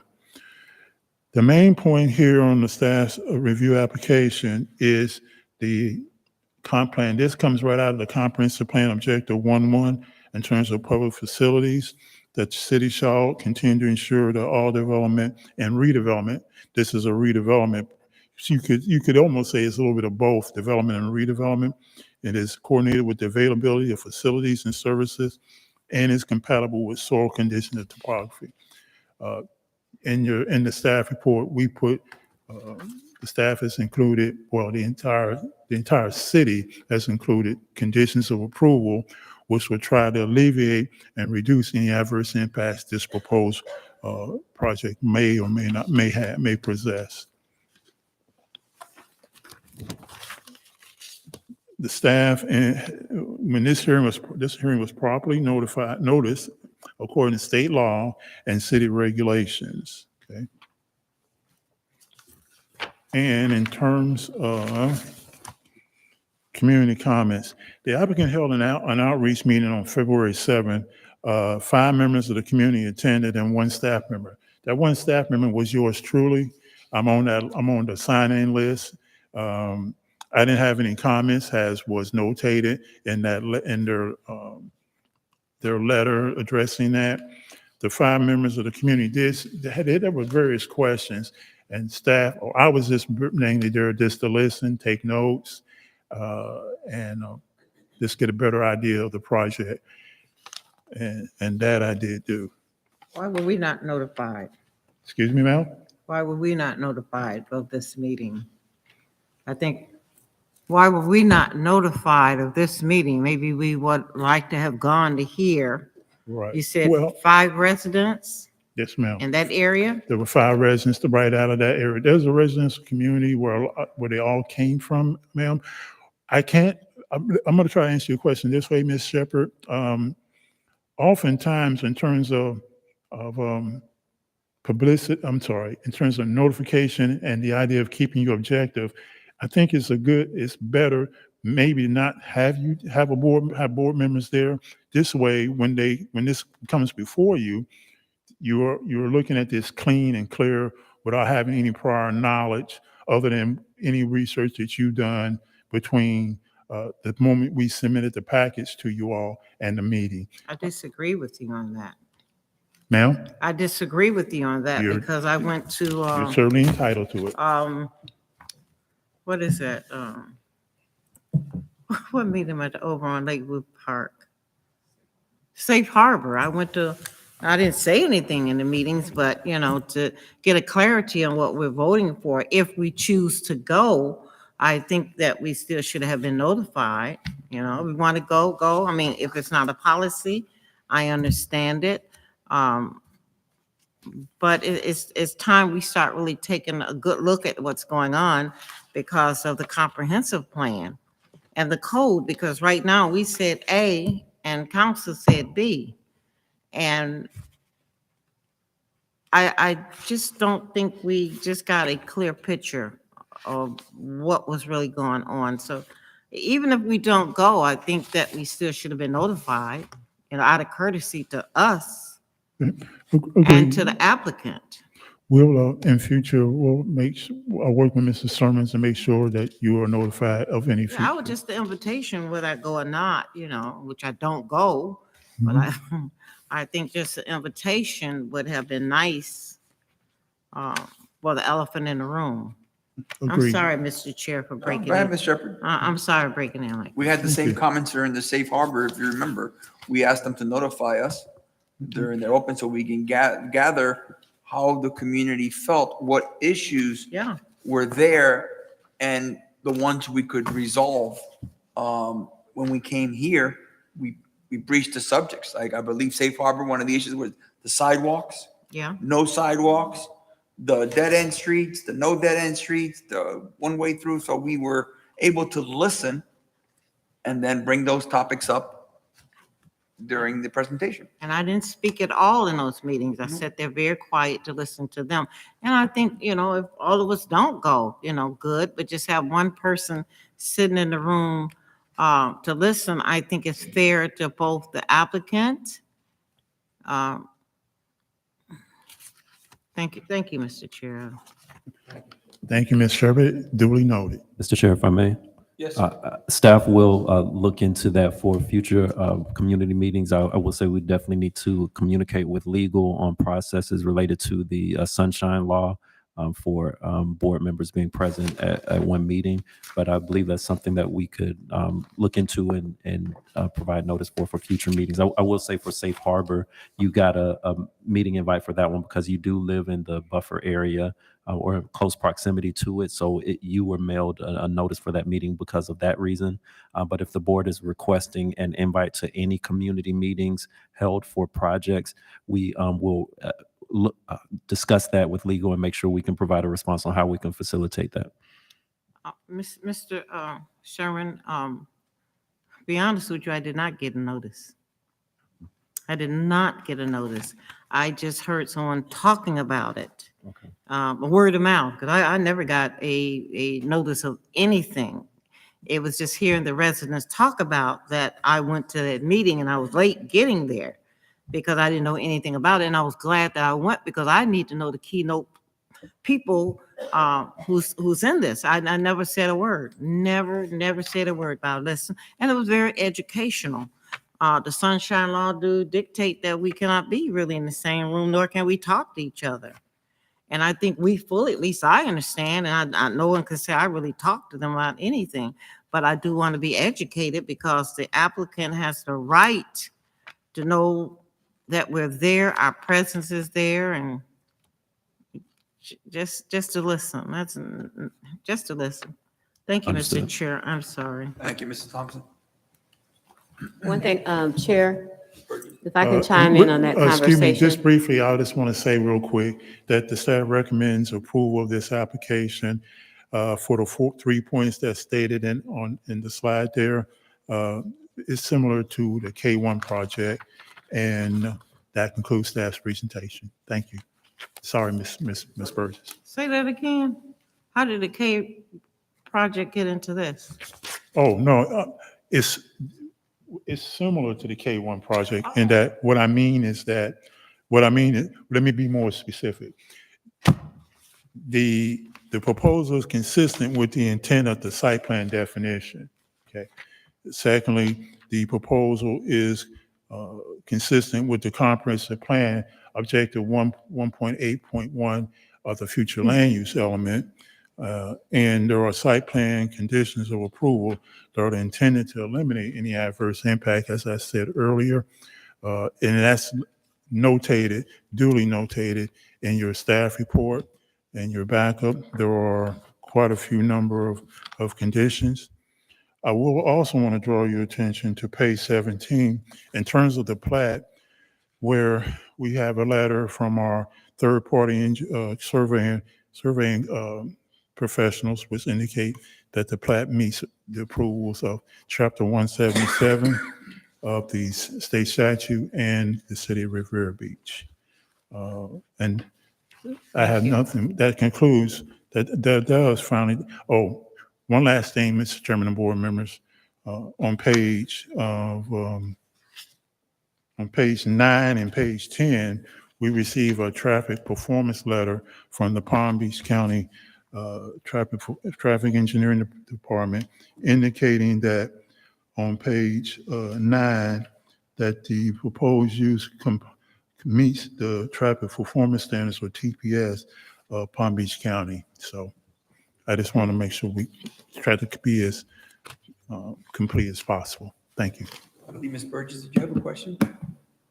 Yes, not used to being shut down. I usually do the shutdowning.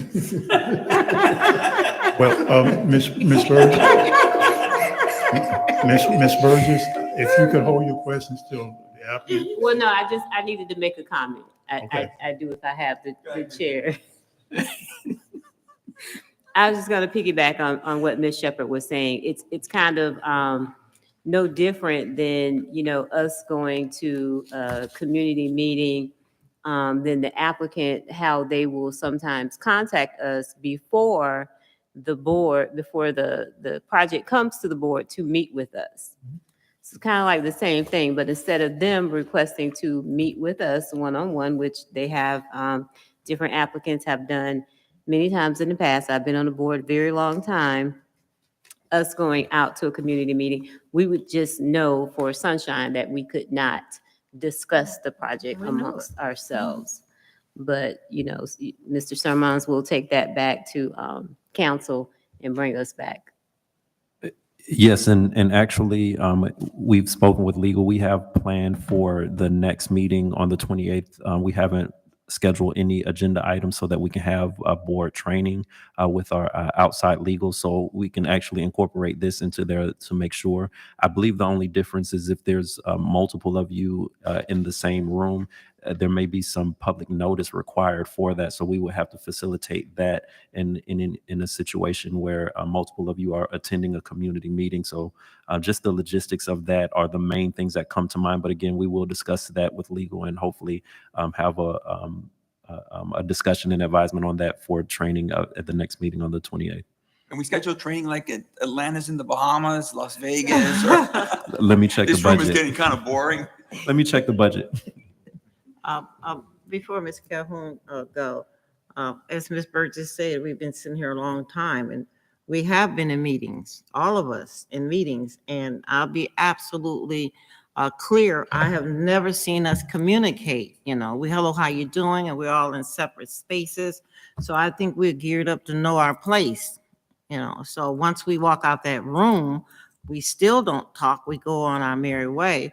But I think what's coming on now, we should have had somebody there to just listen, not to talk about it, but just to listen, to get a clarity, to give them a fair shot at it. Because right now we getting kickbacks because they feel like we're just, I guess, thinking on our own, but we're thinking of the comprehensive plan.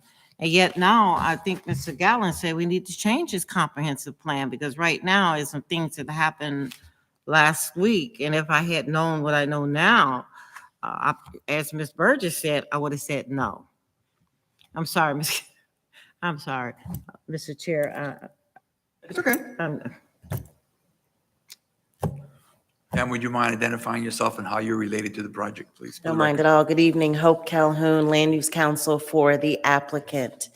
And the good news is, although you all were not invited, you did have a member of staff present, and we did present a report which explained who was there and what they said and how we addressed their issues. So I know it's good. You want to be there yourselves, but you had good representation in terms of staff. So I'm going to Ms. try to. Calhoun, I'm sorry to keep breaking in. You probably did have good representation. We never had an idea that this was coming on board. Understood. And I just think we still should have had an invitation, whether we come or not. Understood. We need to have, I just want to clarify that. Yes, ma'am. We are volunteers. I think that we should have the exceptional plan or invitation that if we want to come or if we don't. Yes, ma'am. But that was the city's person that they had there. Okay. I'm sorry to keep interrupting. So someone's going to have to tell me how to find my PowerPoint on here. Or are you guys just going to pull it up? All right. No, wrong one. So I'll talk in the meantime. Again, Hope Calhoun, Land Use Counsel for the applicant. So between myself and my client is here and consultants, I think we can answer, I hope we can answer all the questions that you may have. Anything I get wrong, they'll just throw something at me until I get it right. So the project we're talking about is Celeste on the Trail, 7920 North Military Trail. And because my client is so excited about being here and having this project in the city, it will be their first in the city of Riviera Beach, but not their first. They have been in the development business for many, many, many, many years. You will see from the presentation that they are all about quality of product. And we're going to show you that as soon as it comes up.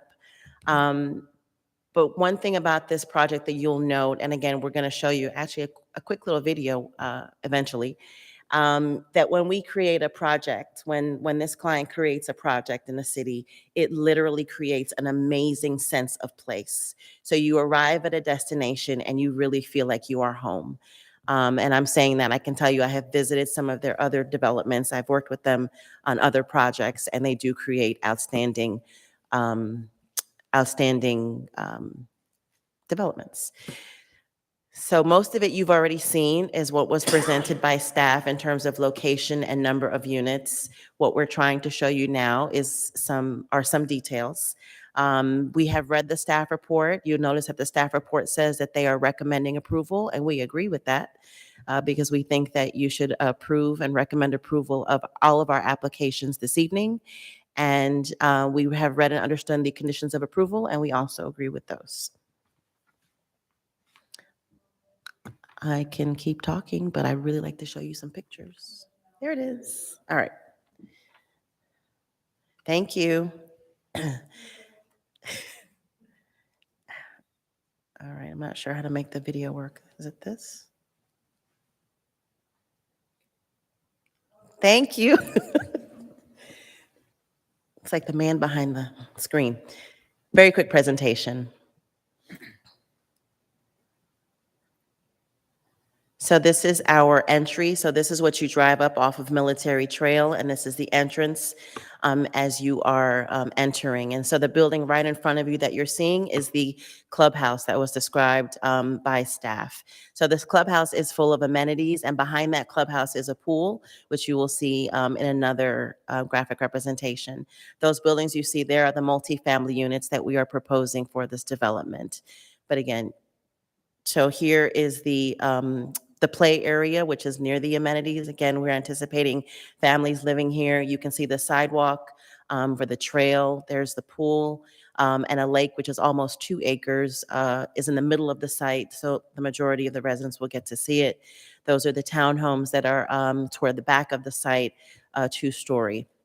And that's just an overview. So again, very quick, we just wanted to show you what you're getting, more than just the pictures, but an actual presentation. Here's an overview. You can see there on the bottom of the screen is the entrance on Leo Lane,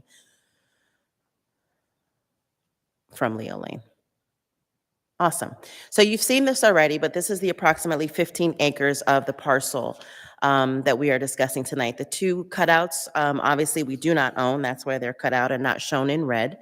But the middle one is an existing daycare. We have worked, they're excited about us moving in. We've had numerous conversations with them. They're looking forward to us bringing them some new clients to occupy their daycare, some new kids that can move in. As stated, we did have our community meeting, and the church that's right here, a few members came, or their leadership came, and a member is here tonight. And then some residents from the surrounding areas also came. They told us what their concerns were, and we addressed their concerns, and I'll go over what those are also. So just to give you another kind of long view of where we are, our project is the Star. This is obviously Military Trail, and you can see we are surrounded primarily by residential. You know the area probably better than I do, but directly on Military Trail, besides the existing residential, there is some commercial. So this map shows you what the existing land use is of the property. The existing land use, the red is commercial. We're taking a few of those acres of commercial and converting those to residential. MF20 is the proposed land use, so that we can convert our whole area from commercial and residential to all commercial. One of the reasons that I'm showing you this is that you, again, you know the area just as well as, or better than I do, is that you know that there's already existing commercial along Military Trail. So what we're wanting to do is kind of revitalize that area by bringing people to the businesses so that the businesses that are there start to thrive and do better. So I just showed you the land use map, which showed you that the property was both commercial and residential. This is the existing zoning map, which again shows a portion of our property is commercial, a portion is residential, and we're just asking that we change all of it to residential, from commercial and residential to just residential. And we believe and feel, and staff agrees, that what we're proposing is consistent with the city's plan and good for the area. So this, just very quickly, one of the reasons my client thought that this was such an attractive parcel is because of the existing commercial along Military Trail, or the trail as it is today. And you, again, know the area, and a lot of the businesses that are along there are not thriving as much as they could be. So what happens when residential projects move in, when you have people move in, is that the businesses tend to thrive and do better. So we just know from experience that that's what's going to happen here. The commercial buildings that are there, and you can see there's plenty of vacancies there, they're not as exciting and they're not as active as they could be. That starts to happen when the people move in. So the plan is to move the people in so that the businesses will start to thrive and do better. Again, you've already heard all of the applications that we're proposing, so we've submitted for approval. 60 townhomes, 255 market rate multifamily units for a total of 315 dwelling units. A land use change, a zoning change, a site plan, and a plat. The plat obviously is so we can unify all of the parcels that were read into the record. You've already seen this, but again, it is the site plan. This is Military Trail, and this is Leo Lane. So this is that grand entrance that you saw the camera drive you into, and then this is the clubhouse with the pool and the other amenities that surround it. You have the multifamily around near the front entrance. This is the lake that you saw in the video, and then the townhomes, more multifamily, and then the townhomes, 2-story in the back, and parking all around. And again, another entrance here off of Leo Lane. One thing, a couple of things that we've done, and I will talk a little bit more about it as we go through, but was that we connected and created a sidewalk. Our neighbors that are behind us were very concerned about access and utilizing Leo Lane. So we are creating and installing a sidewalk from Military Trail, connecting us down to the parcels beyond us. We are also making roadway improvements to Leo Lane and improving the right-of-way there. This is the plat, and again, another request that we have is to plat the property, as you heard as what was presented to staff and as in your backup materials. This project consists of approximately 16 acres, 15.77. Oops, I gotta go back. And we just want to plat the parcel to combine all the parcels, to plat the project so that all the parcels can operate together as one unified project. Here's another aerial view of what it will look like once we're all done. And again, we have Military Trail here, Leo Lane here, and our entrance here. Some of the other improvements that we heard and concerns we heard from the neighbors is that there's a bus stop that currently, I think they stop somewhere out here along the roadway, or maybe it's out here. And they were very concerned about the safety of the kids. So we worked with Palm Beach County School District, and we are moving the bus stop to a safe area that the kids can get on and they don't have to be in the middle of the road.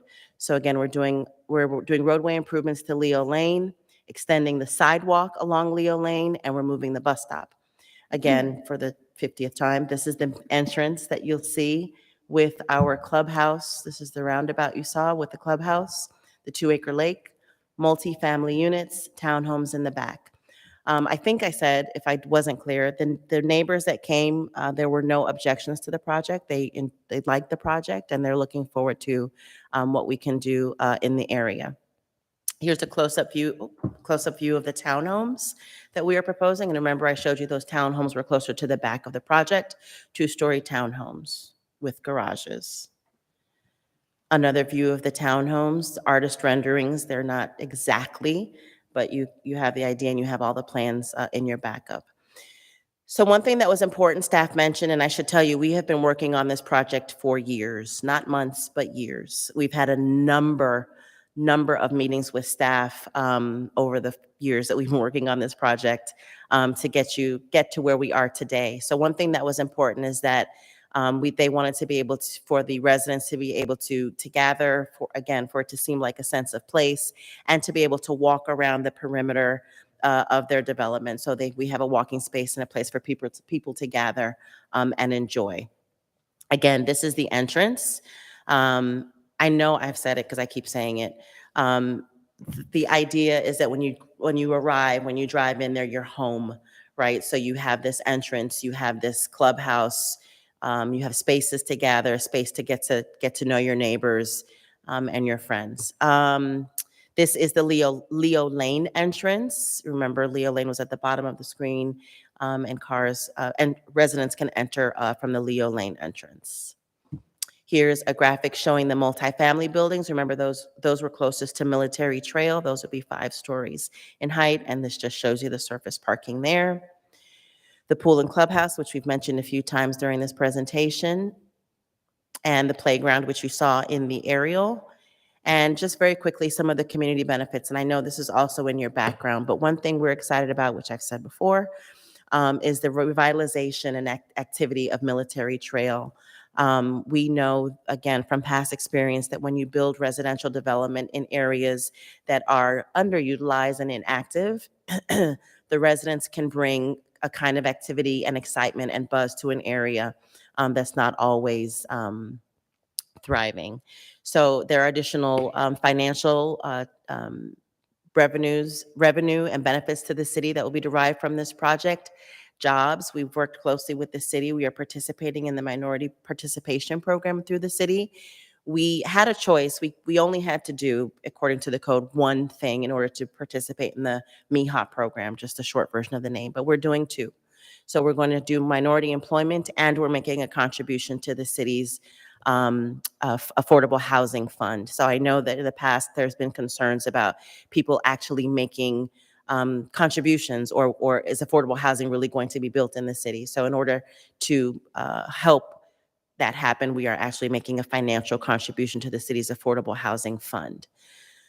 I mentioned already the moving of the bus stop, so we're putting that in a safer place, so that addressed the residents' concerns. We're resurfacing and restriping Leo Lane, and we are providing connectivity, because again, as I mentioned, the residents mentioned that as a concern for them. And we are building a private lift station and upsizing the sewer line along Leo Lane. So with that, as I said, the team is here and we're happy to answer any questions that you might have. We are very excited about bringing this project to the city of Riviera Beach, and we are here to answer your questions. We ask that you please recommend approval and help us move this project forward. They are ready to get going. Thank you. Ms. Shepherd? She was writing a lot of questions, so I'm really nervous. Going to allow, to be last, if you will Perfect. allow it. Absolutely. Because she has the most questions. Absolutely. She wants the go-kart. Observe. Right around here. There will be a parking space for the golf, Forget the park. Right around here, we got the little go-kart. for the, I'm gonna write it around, yes. Mr. Brown? Yes. I can see where the increased density would help with the housing crisis we have right now. Yes, sir. I have a question on the consultation with neighbors. The consultation with the neighbors? Yes. Yes, sir. What kind of measures were taken to reach the neighbors, and, which ones came by? So the city prescribes in their development policy how we have to send out mailers to the neighbors surrounding the area. So we did that, and according to the city's requirement, we mailed notice of the meeting, and we had it actually here at the marina. And so there apparently 5 people showed up. I really thought it was more, showed up, and we stayed until we answered all of their questions, and they left, as far as I know, happy. I have another question on the plans itself. They say SP2, I have to pull out my glasses. plan SP2, the site plan. Yes. See, he came up to correct me if I get it wrong. You have, by the daycare, I noticed you have a 6-foot decorative perimeter black aluminum picket fence. And then on the northeast corner of the daycare, there's a 5-foot black aluminum picket fence.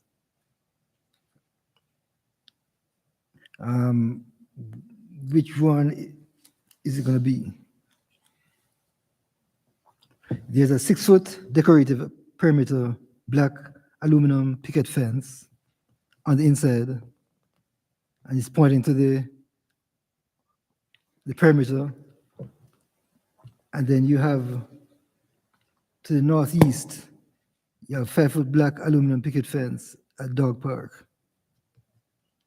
So we have a fence on our side. Is that what you're asking? No. It's, What am I it's not pointing to the same fence. Okay, I see the Oh, and- daycare. And one more question to follow up on that one. I guess it's a picket fence, so, and there's a dog park right there behind the daycare. I mean, I'm not sure how that's gonna work out. So the dog, to answer that question, so the dog park obviously is for the residents. There's a buffer between, so there's a building and then there's a buffer between where the building is and the dog park begins. So it's, and they're friendly dogs, right? They're the neighborhood dogs. No, And it- then, No, it's pointing to the same fence. It's one fence.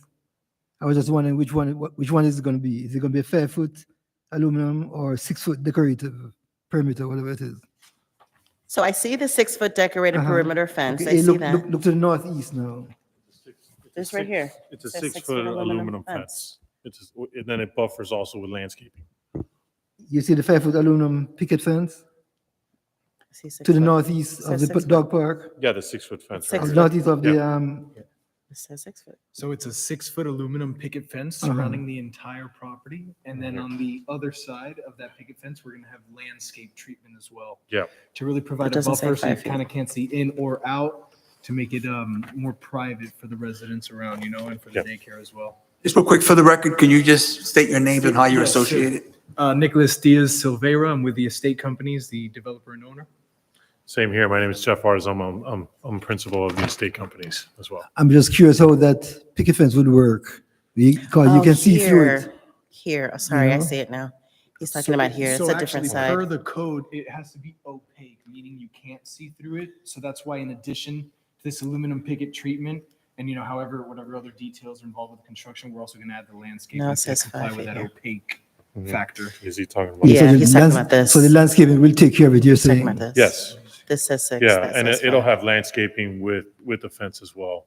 And we've spoken also with the daycare who, they also are in support of this project, but we spoke on how we can work together so that their facade looks the same kind of as ours, so it kind of integrates well and it kind of improves their daycare as well. And we discussed about the fence, and they're very happy with this 6-foot fence Okay, with the landscaping that's in between, so that, so no one's looking over into An their side. additional fence. okay. So There's back a to my fence initial here question, around there are the two fences, 6 Yeah, foot that's and a what he's 5 foot. asking. Yes, Point to the same place. This says Yeah. 5, that says 6, yeah. yeah. Which I guess fence is it? Which fence? So it's a 6-foot fence It's a we're 6-foot doing, yeah, fence. 6 feet. Not the So other. there's a, right, Yeah. that's a correction we'll make on the plan. Yeah. Yes, if it's. Yeah, along it's the 6 property line, it's 6 exactly. feet. If you're referring to the aluminum picket fence, it's along the property line, right, separating us from the neighbors, 6 feet. And you Is that get to what the you're mic so they can hear you, honey. Yeah. Sorry, miss. Yeah, yeah. Yes, ma'am. So if you were referring to the aluminum picket fence along the property line, sheltering us from the exterior, that's 6 feet for certain. Yeah. Is that the one you're referring to? Yes, yes. Yeah. Okay. I see, there's another fence there, but that belongs Yeah. to the Yeah, I daycare. think the other item you might I'm be not talking seeing about is that one. more of an internal fence around the dog park that's going to prevent the As dogs Ms. from getting out. As Ms. Kaun, as you saw, the 2 points, 5 foot was pointed at the same spot as the 6 foot. So you need to change that. is what I'm Okay, saying. if there's an error, we'll make sure to correct it, Yeah. but we feel good. I believe it's correct, actually. Yeah, I do too. The 6-foot fence. And I found a couple things on the plat, but I didn't have much time to look at it because I got the package pretty late. But I found a couple of things that need to be corrected too. So if you'd like to, if they're like typos or anything, if you want to present those to staff, they can I will, pass them to us and we'll make any as usual, corrections. I'll hand it over to Mr. Sermon. Yes, sir. Bird? If you could talk about, I know it's in the packet and we've seen it and we've read it, but these meetings are viewed for the public. So if you can just talk about the traffic impact. So traffic is a couple of things. So the parcel had a commercial designation and residential. Based on changing the land use and the zoning to residential, the impacts are minor and they actually decrease. Commercial traffic is more impactful than residential. Yeah, it's more. It's a massive, Let me kind of get into that a little bit. I guess what Hope's trying to say, just to elaborate a little bit on it, when you live in apartment communities, you have what's called calculated trips, meaning there's less trips because you're going out at once to do multiple things at once and not go in and out as you would if you live in a home. I mean, those are studies that have been done throughout some time. As we go through our traffic studies, through our reports, we actually reduce the amount of traffic. As crazy as it sounds, that's actually on the street as opposed to if there was a Publix here or if there was some other type of commercial plaza here, there's a lot of in and out during the day. That's not the case usually when you live in a home during the week.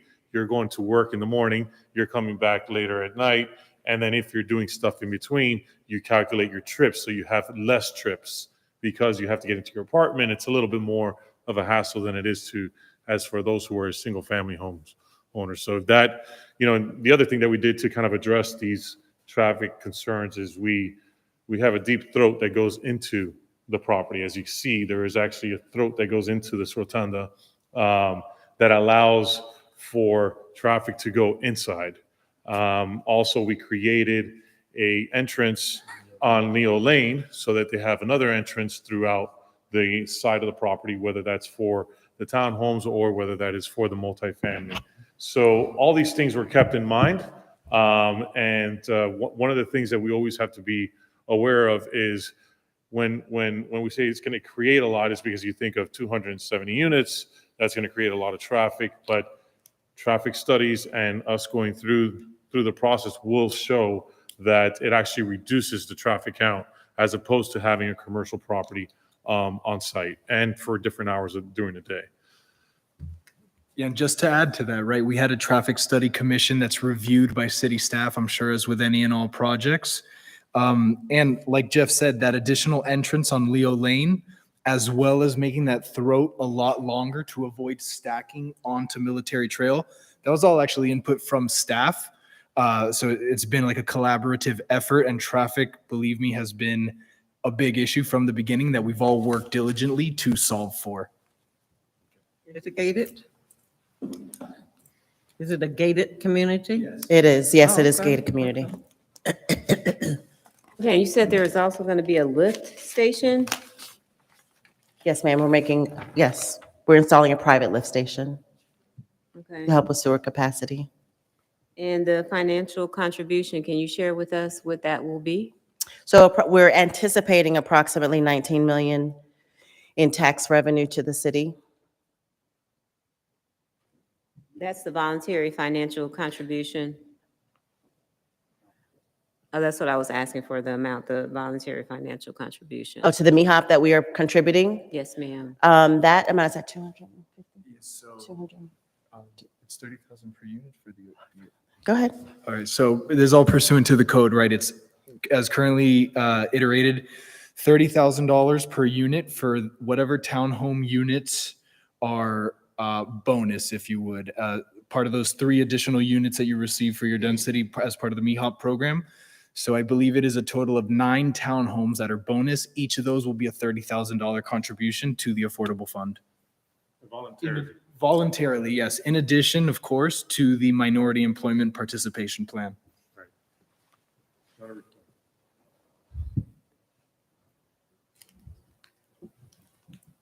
Again, it's massive. So my next question is for city staff. Do we have any comparable projects to this magnitude in the city offhand that you can?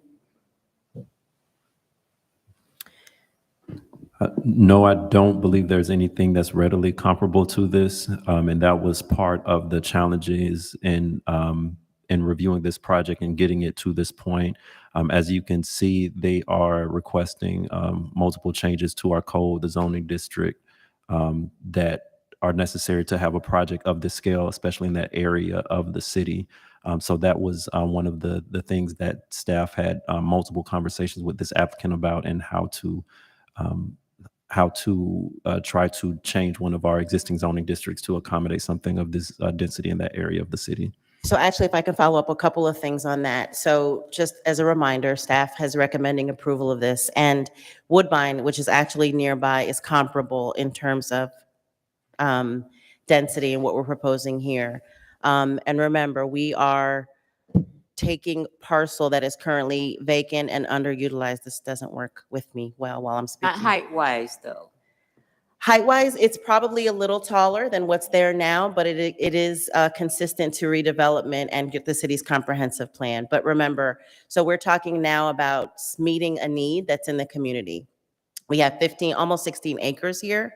So in order to provide housing that's desired, and again, as I tell you, we have been at this for quite some time.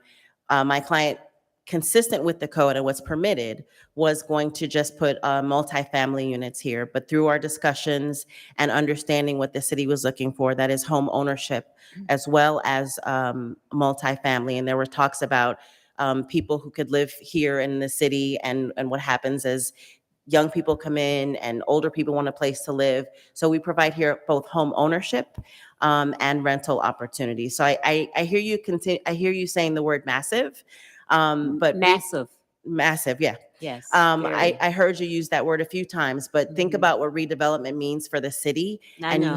You have to take the parcels that are available, that were underutilized, that weren't bringing any positive benefits to the city.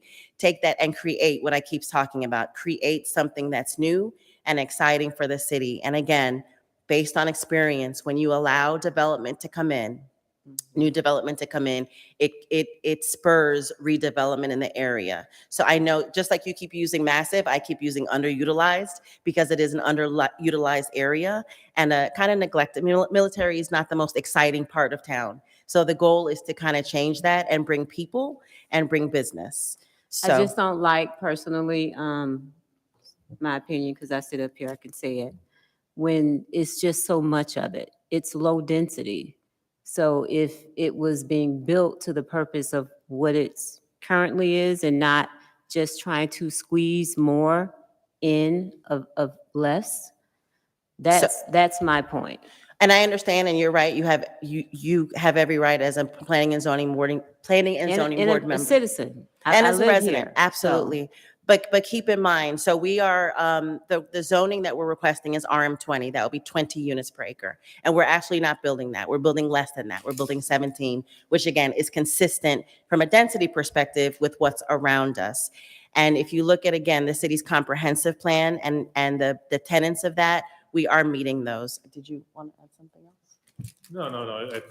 I think one of the things is when we use the word massive, and I guess it looks massive, right? Like it's 15 acres and it looks like a lot. If you go and look, and one of the issues when we study areas to kind of invest in, right? Because we're going to invest a considerable amount of money in a community, it has to work, right? And this is kind of what we do on a daily basis, and this is what we study. And one of the things is, if you go look at Lake Worth, you go look at Delray Beach, you go look at Boyden, you go look at Boca, all the development that is coming around the area is catered because there's really a lack of rental properties in the city, right? There's a transitional phase for, you're coming out of college, you want to go live somewhere back home, but you can't afford a home, you're going to go rent, right? And one of the things that we like about this project is it kind of has like that transitional phase where, hey, you are commingling at the same time with home ownership and with rentals, and you can one day have that home ownership. A very highly amenitized building, community that kind of invites that. Now, Woodbine across the street, I believe Woodbine also has higher density, but I believe they're at 15 units. We're not talking about a considerable amount more, having 2 more per acre. If you do look in the suburban areas outside of Riviera Beach, this is very compatible to what's around there. In fact, it's actually lower density than most have out in suburban markets. And the second thing is, you haven't had a type of this community. Number one, you don't have it within Riviera Beach today. But the last time you had a new community like this was Woodbine in 2000. It's been 23 years since Riviera Beach has had a development like this. And if you see all the areas that are actually having a lot of growth within their city, they need places to live. People that are coming home from school, people that are young professionals that cannot own a home yet, they're in the transition phase. This is what they need. Families that are outpriced in the market, they need this, right? And it's a very highly amenitized community where it has yoga, it has, every single thing you can think of that brings people together. We don't want them to leave, right? So you kind of have this, we have what's called kind of like a live-work environment where you'll be able to study, you'll be able to have your gym, you'll be able to have a sauna, you'll be able to do all the things that you can do within the community. Familiar, I've seen a lot of them. And today Riviera Beach does not have that. And we want to provide that, and we think that this area is primed to really do well with this type of product. Thank you. Mr. Chairman, I must interrupt and make sure we make this clear. The density that they're proposing at 315 dwelling units using the RM20, when we double check that, when you multiply out 20 units an acre with 15.77 acres, you get 315 dwelling units. So they're not proposing a lower density. They're proposing a density right at the 20 dwelling units an acre. Yeah, but that 15.77 includes the lake. That it includes the entire square Right, so foot. you're not going to build homes on a lake. So No, we're not too far off on density. That's what I'm trying to get Right, at. you're correct. They're not going to build, no, they're not going to build on the lake, but in terms of the code, we look at the entire square footage. Gotcha, and thank you. Those are my questions for now, Chair. Mr. Chair, may I ask Mr. Sherman, they keep talking about Woodbine. How about Thousand Oaks? How do they compare? Because that's a massive building also, community. Will it be structured in that manner? Because The city has multiple developments that contain for purchase units and multifamily, such as what they're proposing. None of this density, Thousand Oaks, Woodbine, there is Arbor Park, Turtle Cay that are similar communities, but all of those are 15 units per acre. This would be the first time that we're considering something of 20 units per acre in this area of the city. The multifamily products in those neighborhoods that I mentioned do top out at 3 floors. This one is proposing 5. So it is, as has been observed and brought up by board members, this is a higher density than the city is accustomed to in this part of the city. But actually, the point was just made that it's close to the density that's in the area. So it's not, we're not far off, sir. is this HOA? Piece of There property? will be, yes. Yeah. I drove by there the other day, and I'm quite sure the residents would love to see anything there. That's the point we're making. That's what we're saying. Yeah, it's Besides a warehouse. They Right. would love to see anything there besides a warehouse. exactly. I had one little question here. On your plans here, I see on Leo Lane, it says exit only. Is that a typo? No, that's for residents. Residents can use that for entrance, and it's for residents. Yeah, it's both. It's Leo Lane. Yes, ingress, egress, but for residents. For residents so that only. We can kind of minimize the wear on the inside. That's what I said. I said that. Okay, I'm looking forward to seeing it myself. It's time. It's time, yes. Thank you. That's all I have. Thank you. Chair. Ms. Shepherd? I agree with Mr. Gallen. Thank you. When I first come here 40 years ago, I used to work the polls over there. I'll be absolutely, to let you know, I was devastated that place was there. Kind of scary to me. And I rode by there. In fact, I have a few friends live over in that area. And I really think it's time for that. You're right. It's time for that area to start blooming. It is massive now, and it's kind of scary to have that many people in that one area if there's a fire or whatever. So I just want to say to that point, just because it's on the record, so this has been reviewed by police and fire, and everyone has found it safe. There are multiple means of ingress and egress, Okay. and for emergency and for regular guests and residents. So it is safe. And I don't mean to interrupt you, and I hate to just keep hearing massive because I feel like there's a bad connotation. It might be a little bit bigger than you're used to, right? But it's in scale and in keeping with trends of development. And it definitely is something that will help. And I know I keep repeating myself, but just because we know what we're proposing here and what it can do I for the think area. why we keep saying the word massive is because this is big for us. Understood. And I don't think we're saying anything to put a Band-Aid or a block on it. It is going to be extremely big for us. And I'm excited to see it come. Thank you. Because like you say, kids are coming for college. We have to have a place to go. I have a kid up there in Tallahassee right now, and I'm hoping one day she'll come back and be able to move into something She'll have a like place to this. So I'm looking forward because the city is growing, whether I like it or not, they're moving forward. And I think this project is really going to be a win-win-win for us. Thank you. I think it's going to be beautiful, the walkway and the park for the children. Our children really don't have anywhere to go, and I think this be exceptional for families to move there and have their kids and go to the clubhouse. I think it's going to be very nice. Thank you. And you know, I never say nothing good. I didn't say that. I did know not you're say looking that. at me and say I'm writing. I am writing because I have to keep my thoughts in my head. We but appreciate it, though. I think it's a very good project. Thank you. I'm sorry, Mr. Chair. No, I'm just waiting. I'm waiting for your thoughts. Good to go. I'm Now I good. got a couple of I'm questions. good. Yes. 60 of the units are going to be sold. Am I correct? And the other 255 are going to be rental. Yes. Okay. We've heard a lot of terms throughout various developers, workforce housing. Now you're doing market rate. What's market rate? Is it actual, like, whatever the market's going for? That's what you're selling it for? That is correct. Yes. Okay. And the rental, the same thing with the rental properties? Yes, those will also be market rate. Okay. All right. Parking. How much parking do we have? Do we have sufficient parking for? We do. We meet what is required by the code. I tabbed that page because I knew you were going to ask that question.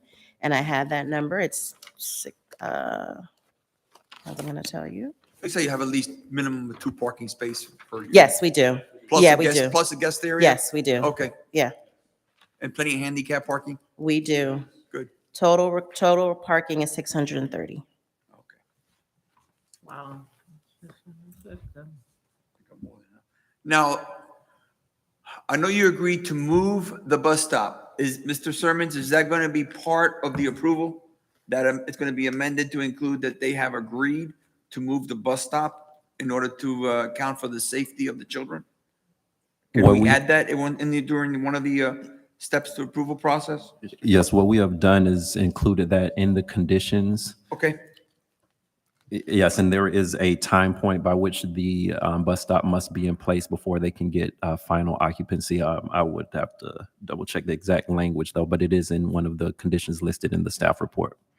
we also have a language that we incorporate into the approvals that we have. We want to make sure that we hire local meaning Riviera Beach. We hire local contractors, local vendors, within reason, obviously. If there's no one around, then you have to go out. And then after you get your CO, 6 months after the fact, you report these stats. So we actually are doing better than that. So Okay. as a part of our development and what we're required to do, we're participating in the city's minority participation plan. So we have an entire a consultant that's being hired to prepare and provide reports to the city to make sure that we do what we say we're going to do and what we've agreed to do. So we are doing that. And it is in writing, and the city has a copy of that contract. So we're doing that. One thing I just want to caution, and we have agreed, because I've said it a few times and it is in writing, we are going to move the bus stop. But just know in terms of timing and everything else, it's out of our hands. Some of it, we have to work with the outside agencies to do what we can as they allow us. So Oh, that's correct, but you don't want, first of all, with the daycare and construction, you got to make sure you wall it timing, off. sure. You got dust, you got heavy equipment coming in and out. We got to look for the safety of those daycare students as well as the students that are getting on that school bus stop during all this construction. So I know you have to wait for different authorities and permissions, but we need to address that to make sure that we safeguard our children. And we have to provide a construction staging plan to the city before we do that. So yes, we're aware. That Mr. it Chair, for It's if I'm- not their sermon. first radio. If I may add to that, the MIHOP ordinance was mentioned. The participation in that will require the developer to work with the city to develop a development agreement outlining what their obligations are in terms of hiring locally, hiring minorities, tracking it, in ensuring that employment over the course of the construction of the project. It is one of the first times this ordinance has been enacted by a development project. So we'll take some time with us working with our legal and theirs to construct the follow-up development agreement that this project requires. There was a reference Mrs. Thompson made to text amendments. Could you clarify what that meant? Correct. The RM20 district that the applicant has elected to request rezoning to for this property requires that the parking, 75% of the parking be under a structure. So that district typically has high-rise buildings, and there's a parking structure at the base. Since they are not constructing a high-rise, they believe a text amendment allowing them to reduce the amount of parking that's under a structure would be best for their development. So that's what the text amendment is referring to. And the language regarding that is in the staff report for more context, but because the applicant has requested some additional changes to that language, it was not fully vetted for this meeting, and that's why we will bring it to the next available agenda. So for clarification, when we approve these items on before us tonight, are you going to come back to us for the Text amendment, yeah, but I want to clarify, it's the screening of the parking and how it's built, not that we're trying to provide less parking in a certain way. But you'll see it. We have plenty of parking, plenty of screening. It's going to be amazing. Okay. And yes, it's coming back to you on October 12th. Perfect? May I Anybody have? ask one- Ms. Shepherd? just one more question? Do you have the apartments or townhouses handicap accessible? That we have to meet the ADA requirements, yes. So you will have apartments as, You're asking if we have specific apartments that are Yes. specifically designed for the, yes, are you really putting handicapable. that into your plan to have apartments that's handicap accessible? so there are ADA requirements with construction, so they will meet those for sure. Okay, yes. Thank you, Mr. Chair. Ms. Brown? Mr. Yeah, Brown? I just wanted to say, it's a nice looking development. I really like it, but Oh, I'm a little bit disappointed. uh-oh. I mean, there are no tennis courts or basketball courts, no pickleball courts. Pickleball, I know. That's what I'm into. We have limited space to provide the things that we can, and I so understand. we've done quite a bit here, and we're providing quite a lot of amenities. I think the residents will be happy at the end of the day. And the pool looks a little small on that. I hope it was just a It is conceptualization conceptual. because that pool is very small for 300 people. It is an Some people- artist rendering, I have to say so, yeah. Yeah. Yeah. Do a little beach around the lake. Don't worry. There you go, everybody will be happy. There'll be plenty of chairs. Thank you. You have a management team? for Yes, this? ma'am. Is there anything else from the board? Any questions? Were there any comments or anything from the public? Is there anybody out here that wants to speak on this subject before we vote? No, Mr. Chair. No. Okay. What we're going to do is there's a couple of them. I'm just going to take one at a time and vote on it instead of, or you want everything read into the record, just like I usually do, the plat application, the approval, and then, We can do them individually. They have all been read into the record, so you Correct. are welcome to make a motion addressing all of them, or they could be done separately if you prefer. what would the board prefer? Do it all? Each one individually? Okay. Do I have a motion to approve application number LU 220001 already read into the record? So moved. Second? Anthony Brown, Yes. Renee Burgess, Abstain. I'm sorry? Abstain. Okay, abstaining. James Galling, Yes. Margaret Shepherd, Yes. Frank Fernandez, Yes. That vote passed with Board Member Burgess abstaining. Next, we move to D, approving application ZA 220001. So move. Second? Anthony Brown, Yes. Renee Burgess, Abstain. James Gallen, Yes. Margaret Shepherd, Yes. Frank Fernandez. Yes. That motion passed with Board Member Burgess abstaining. Next item is approving site plan SP 220003. So move. Second? Anthony Brown, Yes. Renee Burgess, Abstain. James Gallen, Yes. Margaret Shepherd, Yes. Frank Fernandez. Yes. That vote passed with Board Member Burgess abstaining. The final one would be approving a replat application PA 220005. So move. Second? Anthony Brown, Renee Burgess, Abstain. James Gallen, Yes. Margaret Shepherd, Yes. Frank Fernandez. Yes. That vote passed with Board Member Burgess abstaining. Thank you very much. Thank you. Thank you for bringing opportunity to Riviera Beach. Thank you. Appreciate it. Welcome to the city. Don't forget the the ribbon cutting. No go-karts. Okay. All right. Take care, guys. I believe we're on workshop items. It says none. There's none, Mr. Chair. Any public comments that were sent in? None? And now we have the staff updates on the comprehensive plan.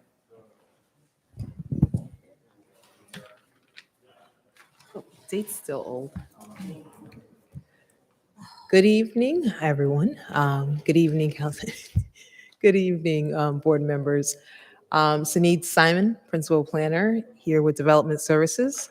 I feel I'm very far away from you. Excuse me. I'm so sorry, we can't hear up here. I apologize if you could take it outside in the hall. Thanks, guys. Have a great Sure. evening.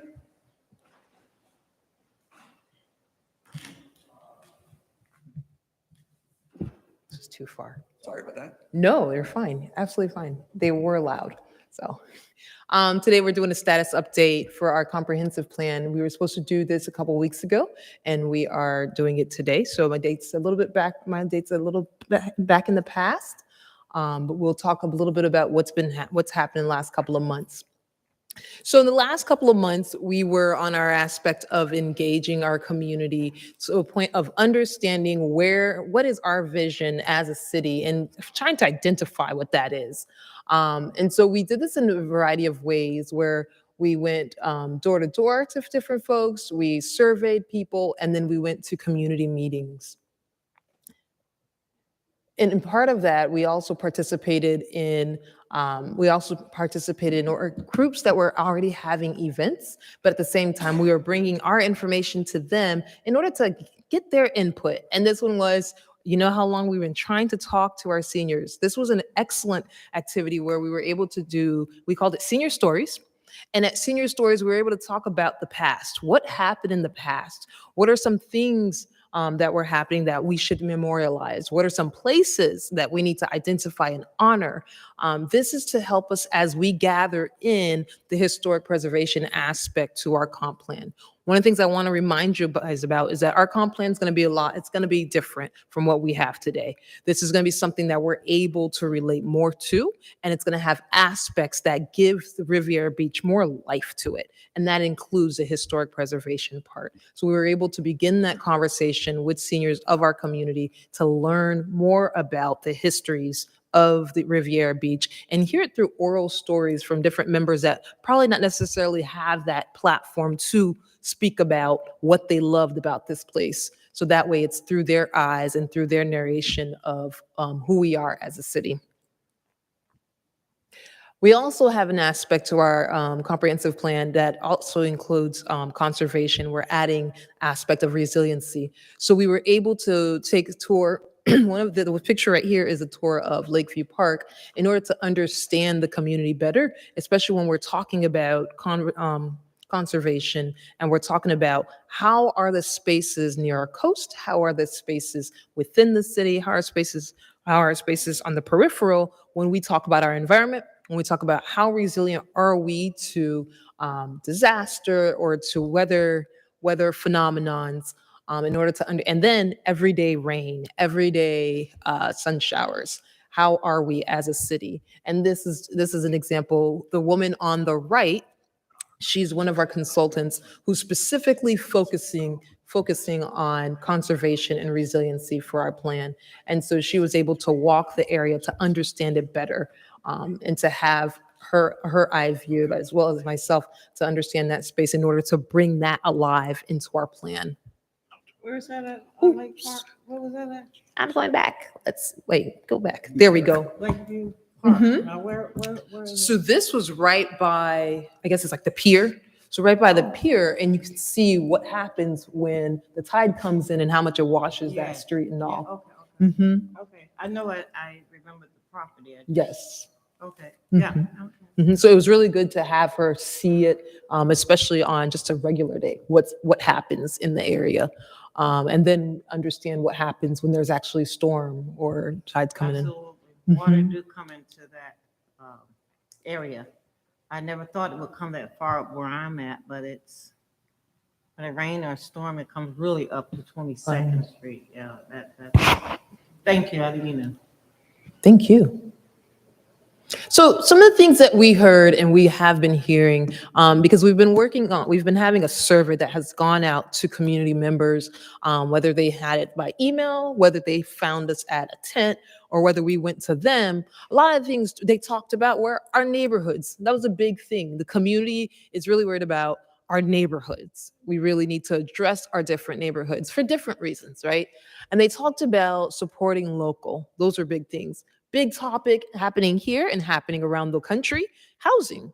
What are we doing about housing and being able to live where we love to be here in the city of Riviera Beach? Talked about the services that they receive, our parks. What are we doing as a community to address our parks? Our downtown. How are we seeing the vision of the downtown and businesses, bringing in more businesses, just like you guys have been asking of the different folks that were here today? How does it bring business, and how do we continue to have great businesses coming into the city? Top priorities for folks were safety.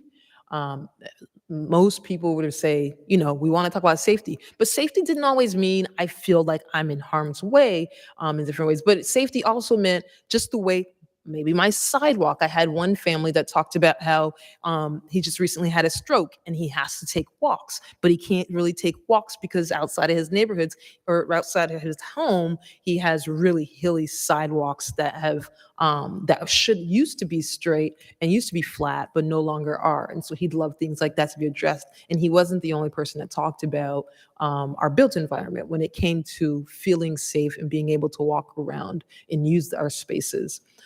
Folks talked about restaurants and having more local restaurants and recreation. And folks talked about how in the past there was lots of recreation and they like to make sure that we have some enough for our future. When we talked about housing, we talked about cleaning up our current communities. They talked about it being affordable to live there, which we just said earlier, and maintaining what we have, more maintenance, beautifying our spaces. And in different ones talked about addressing our older homes and having spaces for people to, be able to live there throughout their life and not necessarily have to be put into a home or have to go and live elsewhere outside of what they know as home. When we talked about our economy, and remember, this is a new element that we'll be putting into our comp plan, is we wanted to learn about how do we grow our downtown, but also how do we grow our city in general, our commercial corridors, how do we protect our commercial corridors, and then these underdeveloped, as she was trying to say earlier, these underdeveloped spaces, how do we invigorate them? How do we make them places that people want to do business in order to grow our economy here in the city of Riviera Beach? Oh, there's a double T. This means that it was truly last month. So last month we had our second community meeting. And I think you guys know this gentleman in the ball cap right there. But we were able to invite the community out, and we changed locations. We're trying something new where we wanted to say that we wanted to try to have the location centralized here in the city. And we were able to get some really interesting feedback from folks that we don't necessarily see every time. So we had the similar setup as last time, and we were able to discuss different things as what do we want to serve as our guiding principles here in our plan? How do we want to work with our business community in order to do that? Ooh, clicking, cool. This was our guiding principle. And this was a cool, and I'll talk a little bit more about this in the next, I think the next slide, but this was an interesting one because it got people really engaged in this conversation where they were all trying to talk about, are these truly the principles that we want as a city? Because the principles that we'll be doing, these principles will be the underlying factor within the rest of the plan. So every area elements within our comp plan will have these principles. And people were just talking about it, and they stopped each other and they had long debates. And so the space it allowed them to be able to do just that. How many people came to that meeting? It's a good question. I have not calculated, and I can get that number back to you. Mm-hmm. And it was like a day of a crazy storm, so we were really impressed of the amount of people that came. And we also did additional stories that will be on our website if they're not currently on there right now, where we not only, because remember, we did our senior stories, but we also gained stories from members of our community to talk about what is it that they love from the past of being here in the city, and how do we want to see it continue to grow.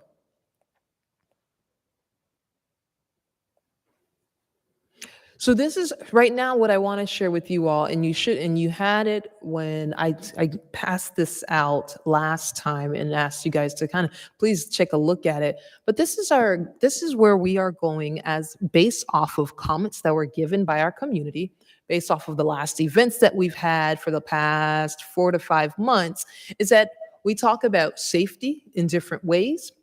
We talk about our housing. We talk about equity. Lots of people like to talk about equity in different ways. Economic development has been important for everyone, being resilient as a city, and livability, being able to have a quality space that we want to be in. So throughout our new comp plan, we will have this in each element, where each element will make sure that it addresses safety, housing, equity, economic development, resiliency, and livability, even when we're talking about something like transportation, because all this ties into those elements. So that way we are able to make better decisions and decisions that aligns with our community's view. Oh, something's hiding. Well, I don't remember. So lastly, I want to talk about where are we? Where are we in this plan? We said it's 18 months, and within this 18 months, where are we right now? So right now we're at a place where we have identified opportunities, we've identified issues that we have and the challenges that we have here in the city. We're about to articulate that vision that I was just starting to talk about with our community members to make sure, hey, is this exactly what we said? We've gotten some feedback on it, but now we want to add some more meat to it. So that way we are sure that this is what we want as a city. This is where we want to go as we start to formulate our new plan, and this is how we want our policies to be aligning with with the vision of our city and our community members. This is really important, so that way we're able to have more informative meetings and people being like, yes, I see it. It says it in the plan because I was a part of that process, right? And this is why I really love this project that is coming before us, because now we'll have more support and backing to do this. We're working right now with our consultants where we're identifying where are we, what have we done, and finalizing different documents in order for you all to be able to view. But I also would love your comments back based off of some of the I call them, it was can't remember my paper right now. I send it to all, but it's more of where are we formulating now? What are the goals that are coming out of this? So if you guys would please send those comments back to me, that would be amazing, just to see are we going in the right direction? Does this make sense from the events that you have participated in, some of the conversations you've had with your constituents and your neighbors, in order for us to say that, yeah, we are moving in the right direction and we're able to do our job better because of that. So any other questions from you all in order for us to do what we do better?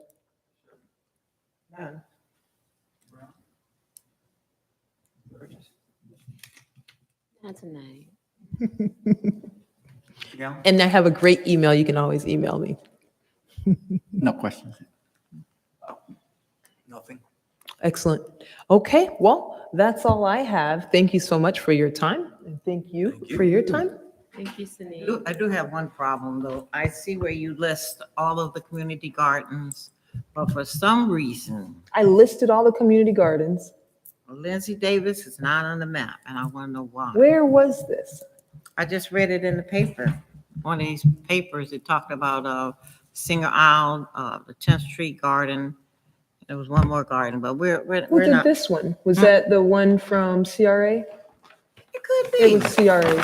You're right. You know I go to Lindsay Davis and pick my, oh, no. I get off, Come just on. That That would have been the first one on the list. I was getting ready to leave, but I saw, yeah, okay. No, that was CRA. All right, you saved yourself. It's a backyard sow and seed Oh, program, no, River no, Refuge no. Heights, and then Sierra Island. I'm like, well, where, you're talking about seniors, where are we? That would have been wrong on my behalf. Okay. Oh, yeah. I apologize. All righty. Thank you, Chair, everyone. I do have a quick question. Is Lindsay Davis still operating as a senior citizens center? Even though Absolutely. it's because I see all the police cars over there and I thought it was like a substation or It something. is a substation. They're It's doing one both. there. If anything, I see more seniors than I have of police officers. Actually didn't even know if the police substation actually worked. Mr. Sherman can shed a little light because we had groundbreaking over there. Yes, if I may, Mr. Chair. The smaller building at the Lindsay Davis complex was converted into a police substation. So they do operate out of there as kind of a satellite headquarters to address that, cover that neighborhood. There's about 250. This Lindsay was Davis. at the Lindsay Davis Yeah, Center. Yeah, And that's it. and you have people there every day. That's a party to go to every day. Every day. And it's still going to be a polling location, It is. a voting It is. location. Okay. It is. In fact, Channel 5 was just there not too long ago. What are they, Asheville Glass and Hollanday, whatever her name. And I mean, we had a party that day. And they filmed us and talked to us. So, and we went back out to the garden. And that's why I say I think we should really let people know that garden is there because the vegetables are there. And to be honest with you, a lot of the people need that extra Yes. push with Access to- vegetables when they don't have to purchase them because it's so expensive. Mhm. The cauliflower and the whatever, okra, I tomatoes. think we just did some okra and Yes. I'm trying to remember, there was one more thing that the Okra. kids were planting. Tomatoes, Mhm. cabbage. Who is so much over there. But they need to talk about that, but that was CRA. All righty. Very much. Thank you very Appreciate much. it. Thank you. Always a joy to hear you. Ms. Davis, any correspondence? No, Mr. Chair, none.